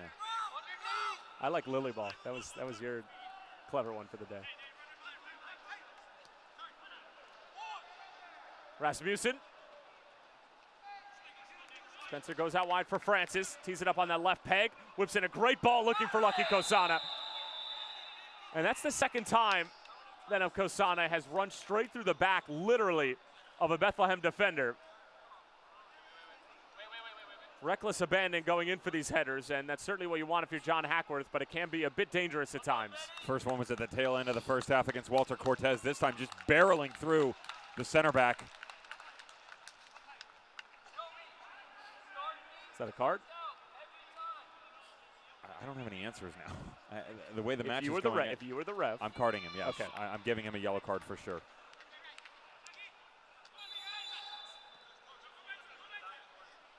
Just to be clear, I'm not, right? No, you're not. Okay. No. I don't think you have the temperament for that. I'm pretty sure I would have ended up in a fist fight with Hack and Brendan Burke on the sideline. The two of them wouldn't allow me to let the game get here. See, the thing is, you'd get in a fist fight with them, and then after the game, you're going out for a couple of adult sodas. We established that earlier. It's water and lemon. Water and lemon, sure.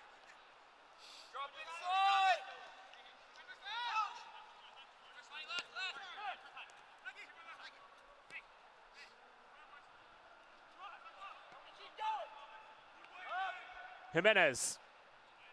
Again, they're looking for Lucky Kosana at that near post.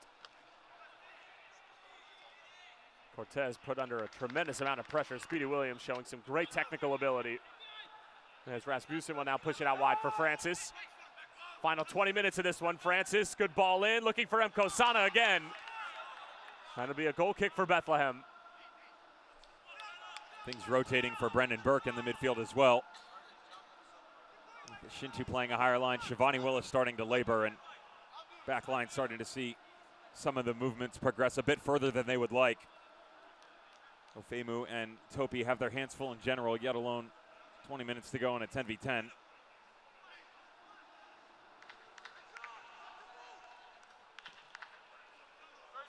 The aerial threat is obviously a direction Louisville like to head with Kasana, more than capable of fulfilling that need. Still quite surprised with everything that's gone on that he hasn't made a move up top to bring on some fresh legs and help out. Francis again, 1v1 with Harriel. Rasmussen, back for Francis. Keeps the cross low. Straight into Jamoy Topi. And a corner coming for Louisville.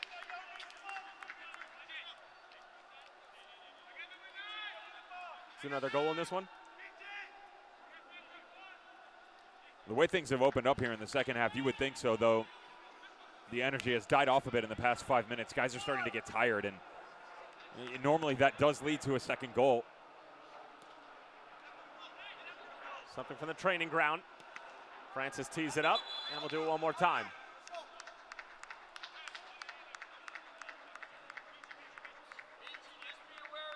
It's just a good opportunity right now for everybody to kind of make their way up and utilize that aerial threat. We've seen it from the run of play, but how about now? 3 goals in the second half, looking for number 4.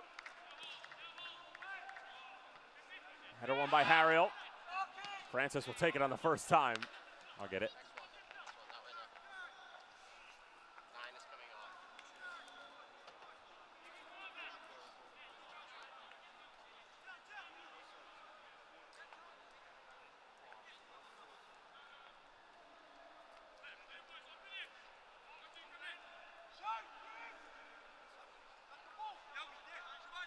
Good look. Brendan Burke said he wanted him to pick and choose their spots now.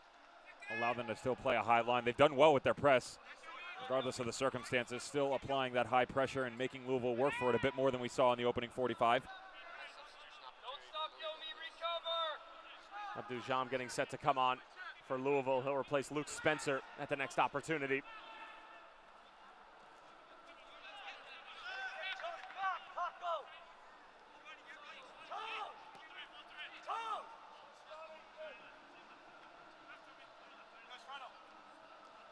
Francis, great little hip swivel. Speedy Williams, he can't hit it from there. Rasmussen.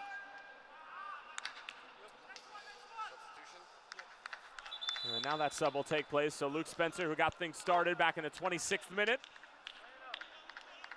and of course was responsible for the game winner in the 2018 USL Cup final, will make way for Abdul-Jam, the 27-year-old from Senegal and Yukon products. Captain's armband will find the Jamaican Sean Francis.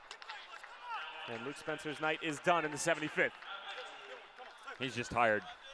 I mean, a massive shift. A lot of asked of Luke Spencer up top in that 9 role, and he did very well for himself, just kind of ran out of steam, and you can understand that. Whether he'd been playing in multiple matches in a row or not, that'd be difficult for anyone to persevere through. And now some fresh legs and opportunity to really go after this match, final 15 minutes.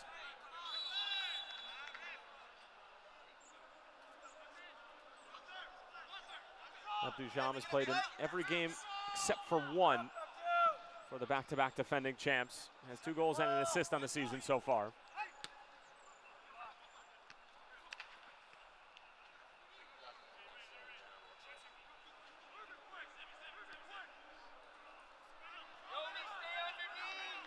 Final 15 minutes. Terrific comeback from Bethlehem here in the second half as Sean Francis delivers another one. How many times have we seen that in the second half? Ball drifting out to the near touchline and just service to the back post. Kind of hit with a hope, to be honest, waiting for someone to run up underneath it.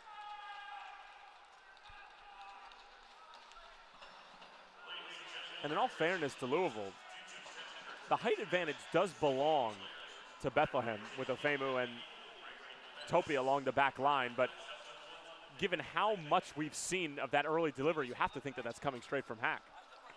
He obviously sees something that he wants to try and exploit. And it isn't necessarily always a height thing. I mean, you have to understand the separation and speed, change of direction, change of play. That all affects everyone. And when you are going in transition, the looks are there. It's just, can you catch the back line sleeping a bit? And that's where you just start to mess with their heads a little bit in your runs. Kasana has to switch things up so where, you know, drift on the back shoulder, step in front a little bit, allow someone else to come in behind you. And that's a look that they've definitely tried to attack here in the second half, just haven't been able to get that go-ahead after the great response from the home squad. Fans, the USL unveiled its elite youth platform, USL Academy. This allows clubs at all levels across the USL to develop its local youth and compete at the highest levels across the United States, including the USL Academy Cup. For more information, visit uslsoccer.com/academy.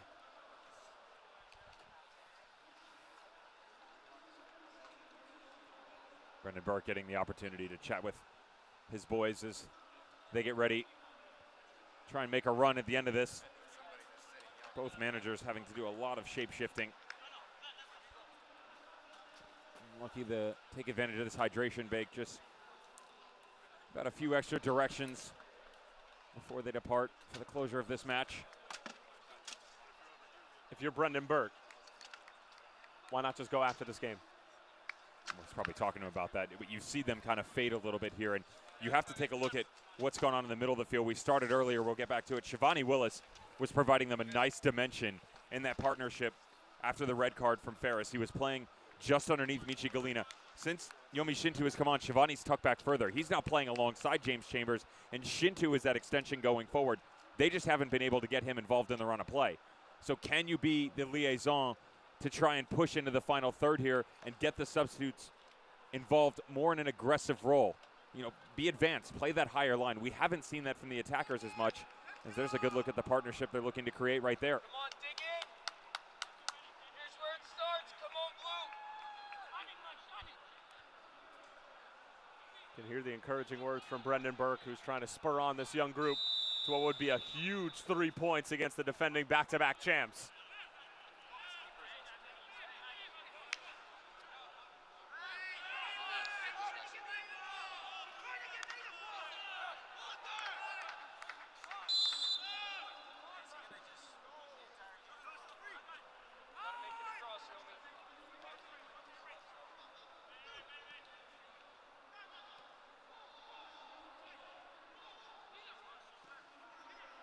Another early delivery, but again handled by Tomas Romero.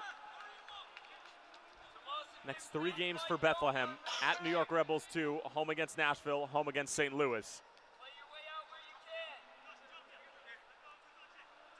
Regardless of how this match finishes for them, you need to hold your head high. Now, don't give up any goals, obviously. You want to see this out and at least get a point. But the way things were going, coming into the second half with questionable refereeing, you go down 2-0. This could have easily gotten away from them. Not the case. They did a good job to work their way back in. And now it's just been a bit frustrating over the past 10 minutes. Louisville has gained some momentum, fought their way back in here, and you kind of feel like the visitors are starting to find their opportunities down the stretch. Abdul-Jam looking to go right at Topi. Keeps it in play. And eventually cleared away by Bethlehem.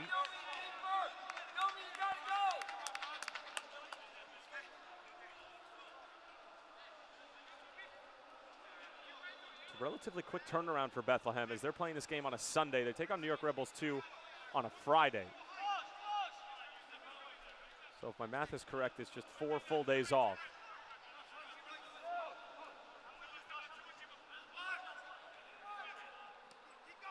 It's always fun to hear that. 4 full days off for a day off.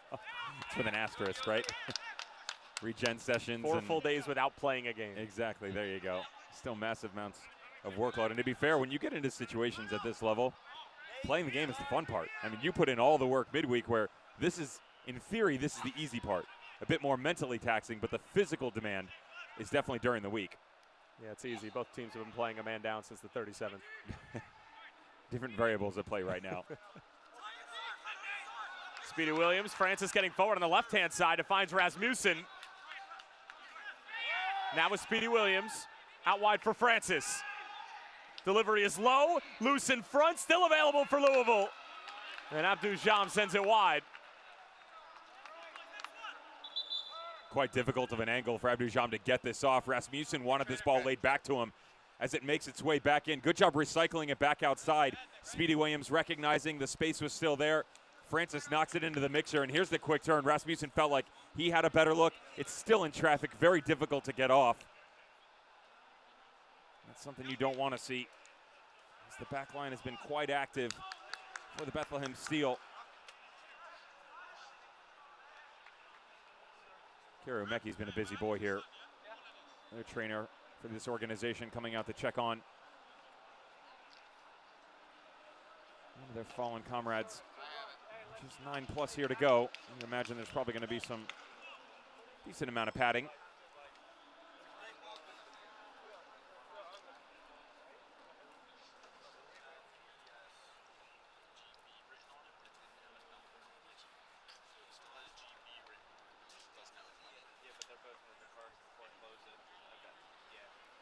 Tune into ESPN News on Wednesday, June 5th for Wednesday Night Soccer when OKC Energy FC and Steve Cook travel to the Lab to face current Western Conference leaders New Mexico United, Santimar, and Cavan Freighter. It's the week's best match on Wednesday Night Soccer, June 5th on ESPN News.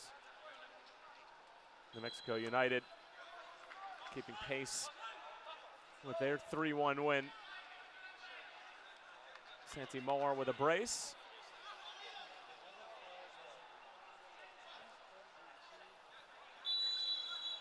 Cavan Freighter about to win back-to-back Players of the Month.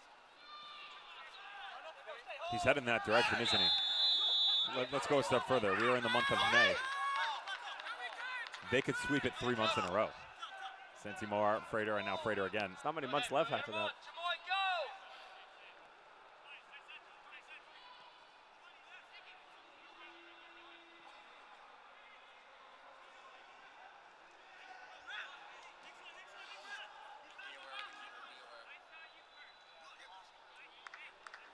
If you had to pick a USL Cup final right now, give me a winner in the East and a winner in the West. Right now? Right now, in this very moment, on this May 26th. Who I think will get there or who I would want to see get there? Who you think will get there based on their start to 2019?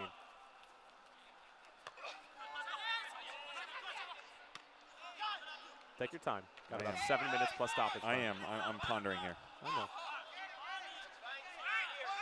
Can I give 3 from each conference? Multiple choice. Scantron. It's difficult, to be honest. You'd probably have to say the odds-on favorite in the East right now, based upon everything that's gone on, who they've beaten, is the Tampa Bay Rowdies. That's the easy call. The Western Conference, a bit different.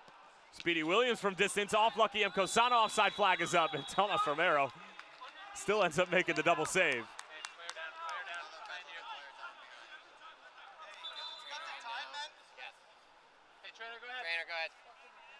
This is interesting that they had M. Cosano off on this follow-through. Rasmussen teed this thing up to try to have a go. Scalina starting to deal with all the physical problems of playing with 10v10 for an extended period of time. Williams going from distance.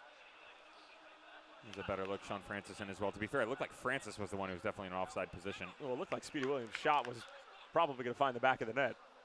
He doesn't do that often, but when he does, it's hit with a lot of venom. So let's track back to your question.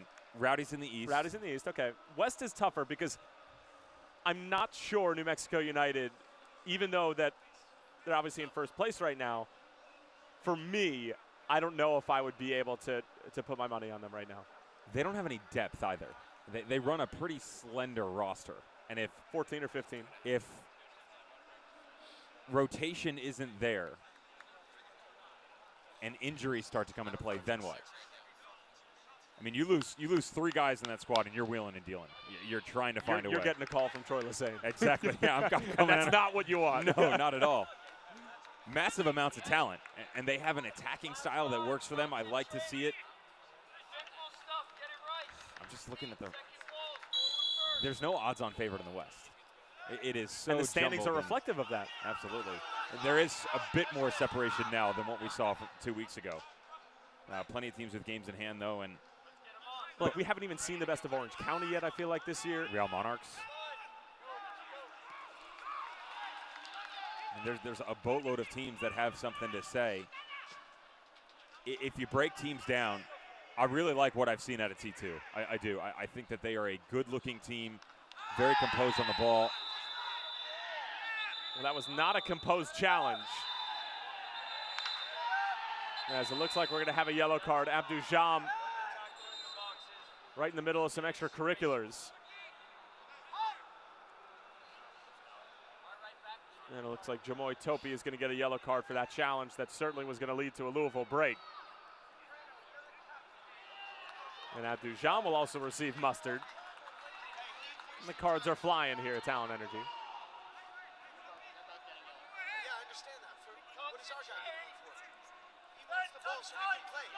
Abdou Jam just stepped out of his element and pushed Topi while he was over the ball after the challenge. Was trying to play quick, didn't happen.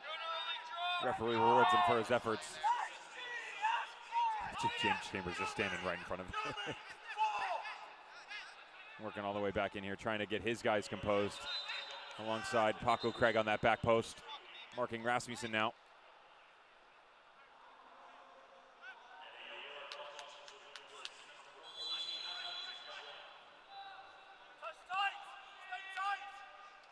Romero off of his line. And he ends up getting fouled. Bethlehem gets lucky here as well.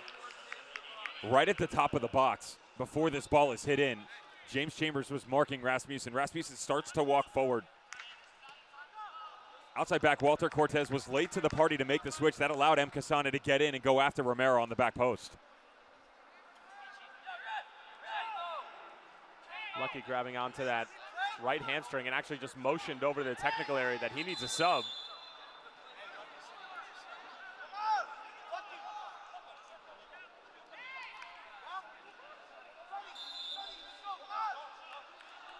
I believe that yellow card was issued to Thomas Romero.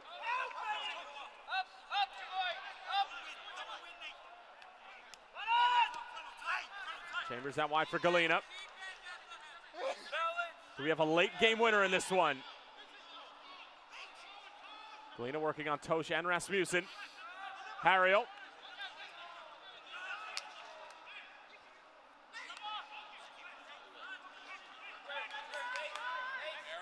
Ariel, is that to the keeper?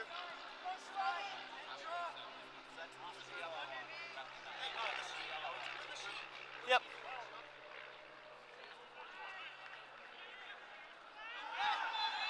And that's going to be a foul against Bethlehem. That challenge was most certainly from behind, and studs were showed. Gotta get the board ready, guys. You ready? Sub? Yes. Substitution now.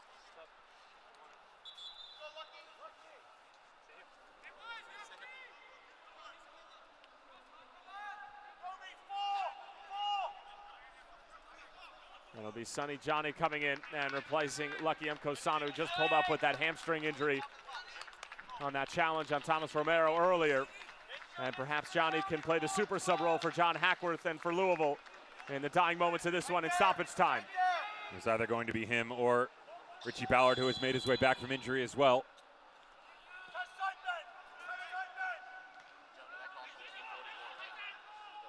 Goes out wide, opportunity here for Louisville. And it's Shivani Willis, who has both goals for Bethlehem, making a big defensive play. And we're gonna have half a dozen minutes of stoppage time. And we do have a correction. The yellow that was given, that we thought was issued to Thomas Romero for time wasting, was actually given to Ben Ofemu. That's not possible. That's not possible. We have it. You hear John Hackworth bartering with the fourth official for the stoppage time.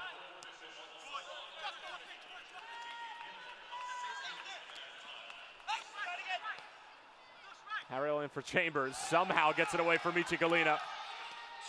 Galena lashes it across. Walter Cortez arriving late to the party at the back post, but Oscar Jimenez coming away with it. Abdujam trying to turn. There's the challenge from Ofemu, and he just picked up a card.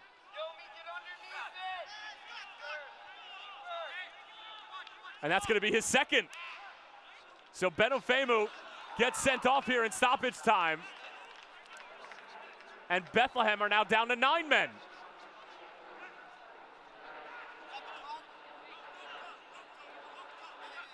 Referee having a massive effect on this game. You get a much better look now. Turned by Abdujam. He gets it right. He definitely gets it right. First one came on the delay before. No, it was him. He kicked the ball away. Slowly, and they said that the initial card was for knocking the ball away. This time around, late challenge on Abdujam, and keep an eye as the trainer's looking at him on that shoulder area, and you always have to be very careful in these situations. A lot of times when you see that look, outstretched arm, it can be the collarbone area. Can't speculate, though, as Ben Loon coming all the way up out of the back to have a few words.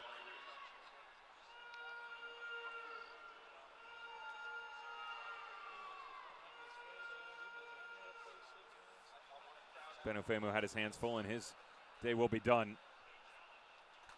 But my question is, did he deserve the yellow card for that time-wasting incident? How do you differentiate between Romero and Ofemu for that? What's interesting is on the sideline, the fourth official confirmed to Brendan Burke that it was Romero. He asked him directly. Both he and John Hackworth asked the fourth official and said, was that on the goalkeeper for time wasting? The fourth official turned and said, yes, it was. And then as the game progressed on, we then find its way to us. Let's play telephone here. and we find that out to Ofemu. Just moments later, he gets booked twice in the span of, 4 minutes? And he gets sent off. But you're basically telling me that our producer, Justin Cohen, is more plugged into this game right now than the fourth official. I am, 100%.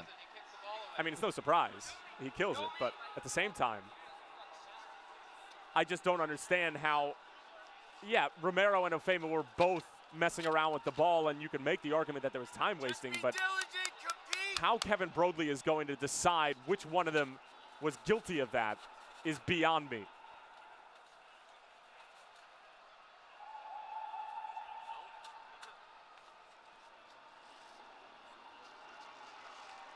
unfortunately, they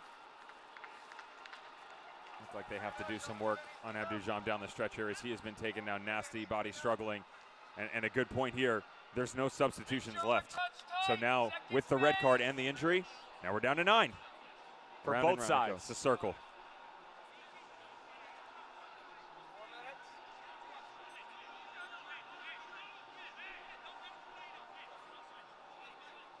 But a good opportunity here for Lou City from a set piece to get in, challenge the back line once again. It is 9v9. Just look at the space on the field. Now there's definitely going to be more than 6 minutes.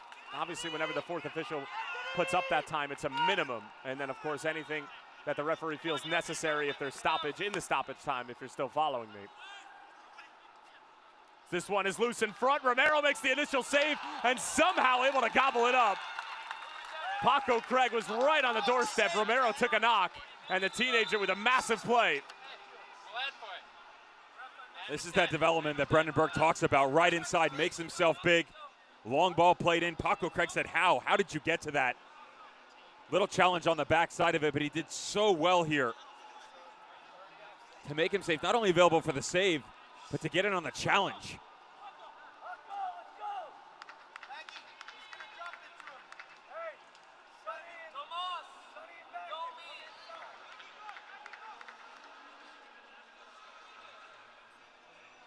So Romero a bit shaken up. Bethlehem playing with 9 men due to disciplinary reasons.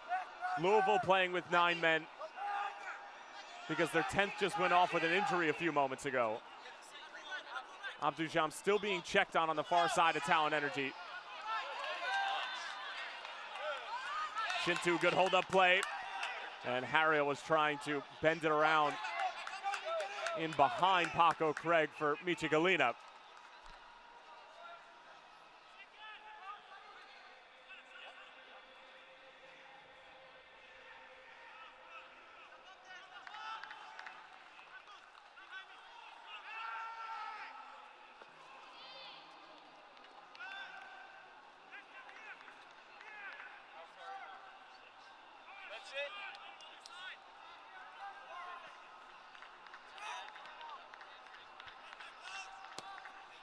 Sean Francis slips on the delivery. And it's offside.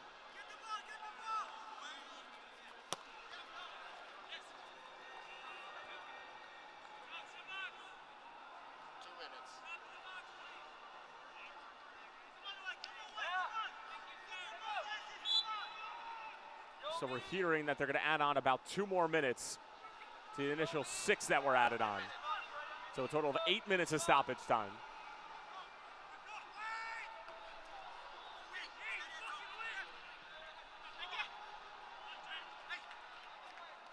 Harriel did well. Good readjustment.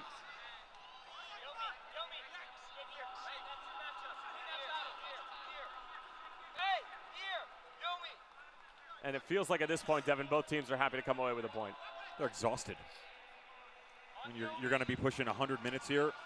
Most of these guys playing down a man for the entirety of it. I mean, that is a hard shift to put in when you're at full strength, yet alone when you're playing from behind. And then mentally, it's been extremely taxing. The referee hasn't made it easy for them.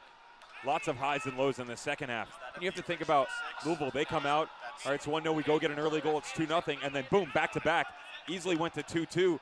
The game just opened up, then it was back and forth. It started to die down right around the 72nd minute. 72nd minute, things backed off a bit, and now it's been rocky ever since. Just very difficult to maintain the mental fortitude throughout a match, yet alone when you're playing 9v9 with just a few minutes left.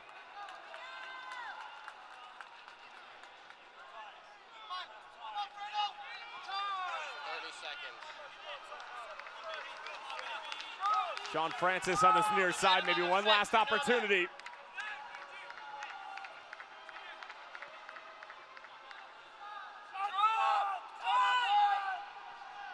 Delivery comes in, handled by Topi. And cleared away by Bethlehem.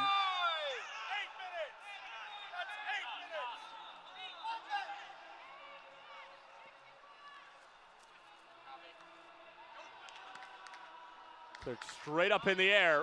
Problems for Bethlehem, but they deal with it appropriately. Kevin Broadley, a look at the watch.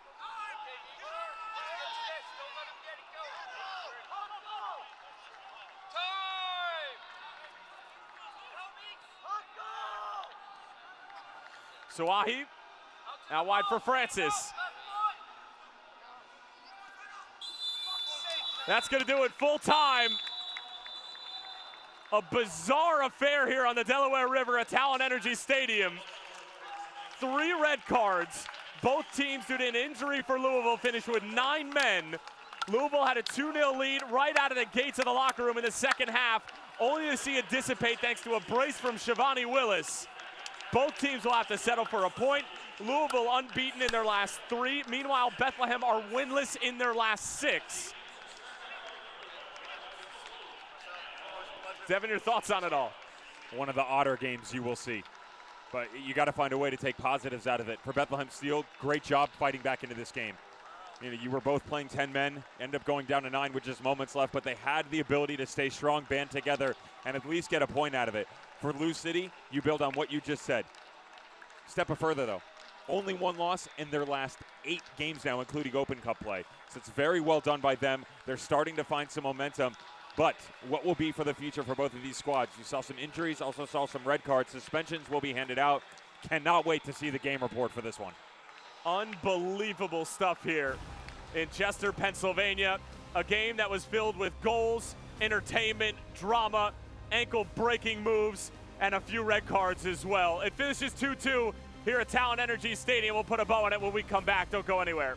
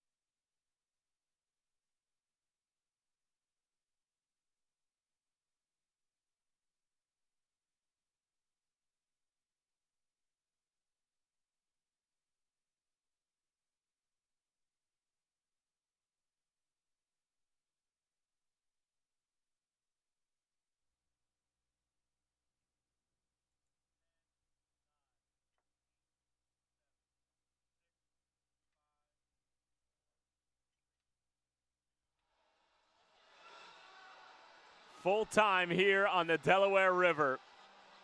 Twitter is absolutely on fire at the moment. Devin Kerr really can't control himself. 3 red cards, a whole slew of yellow cards. Unbelievable stuff. A bizarre one at that. We'll take a look at how it all went down. It started with the Luke Spencer goal in the 26th minute after Louisville. Devin, as you mentioned during the halftime highlights, a lot of possession in the first 20, 25 minutes. Not really purposeful. This was the first purpose we saw in the game. Seasoned veteran right here. Just well done. Good head on his shoulders. Takes a look up. Puts Ufemu on skates. Cuts it back here and then just picks out any corner he wants. Puts it in the back of the net. They go up 1-0. There's the nasty challenge by Paco Craig initially. He gets a yellow card. And then Bizo gets one. You wait about 3 minutes later. This is the double red. There's an initial challenge by Paco Craig.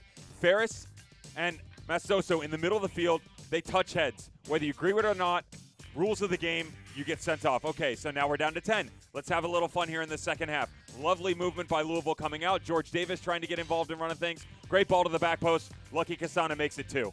35 seconds into the second half, and Devin, both you and I looked at each other and we said, is Bethlehem really going to do this again at home? Shivani Willis and company have other thoughts as Paco Craig takes down Michi Galene in the penalty area. Willis knocks down the pen, and then this. Go figure that Paco Craig doesn't get sent out, by the way. That was a big talking point, that he didn't get thrown out of this game, and Ufemu does. But it was very well done by Shivani Willis from the penalty mark. Good guess by Loon, just couldn't get it low enough in that big frame of his. The equalizer was beautiful from distance. This is the double yellow, a bizarre series of events where he was initially booked prior, just minutes prior, for time wasting next to his goalkeeper. He gets the follow-up one. Abdujam gets hurt. They both go down to 9 men. It could have been 8, and this sums it all up. Full-time, tie game, ref ran out of cards, mercy rule in effect.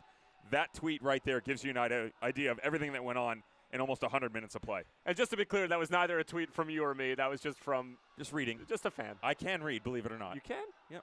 All right. Well, if you could count, or if you have some sort of math degree, I don't even know if you would have been able to keep up with the amount of cards that were dished out in this one. It finishes 2-2, and both teams will settle for a point. That much counting we can do. Luke Spencer got things started. Then it was Lucky M. Kosana. Then it was 2 goals from Shivani Willis. Here was the dramatic moment in the 37th. For our entire crew and my broadcast partner, Devin Kerr, Tyler Terrence saying so long for now from a bizarre one in Chester, Pennsylvania. It finishes 2-2.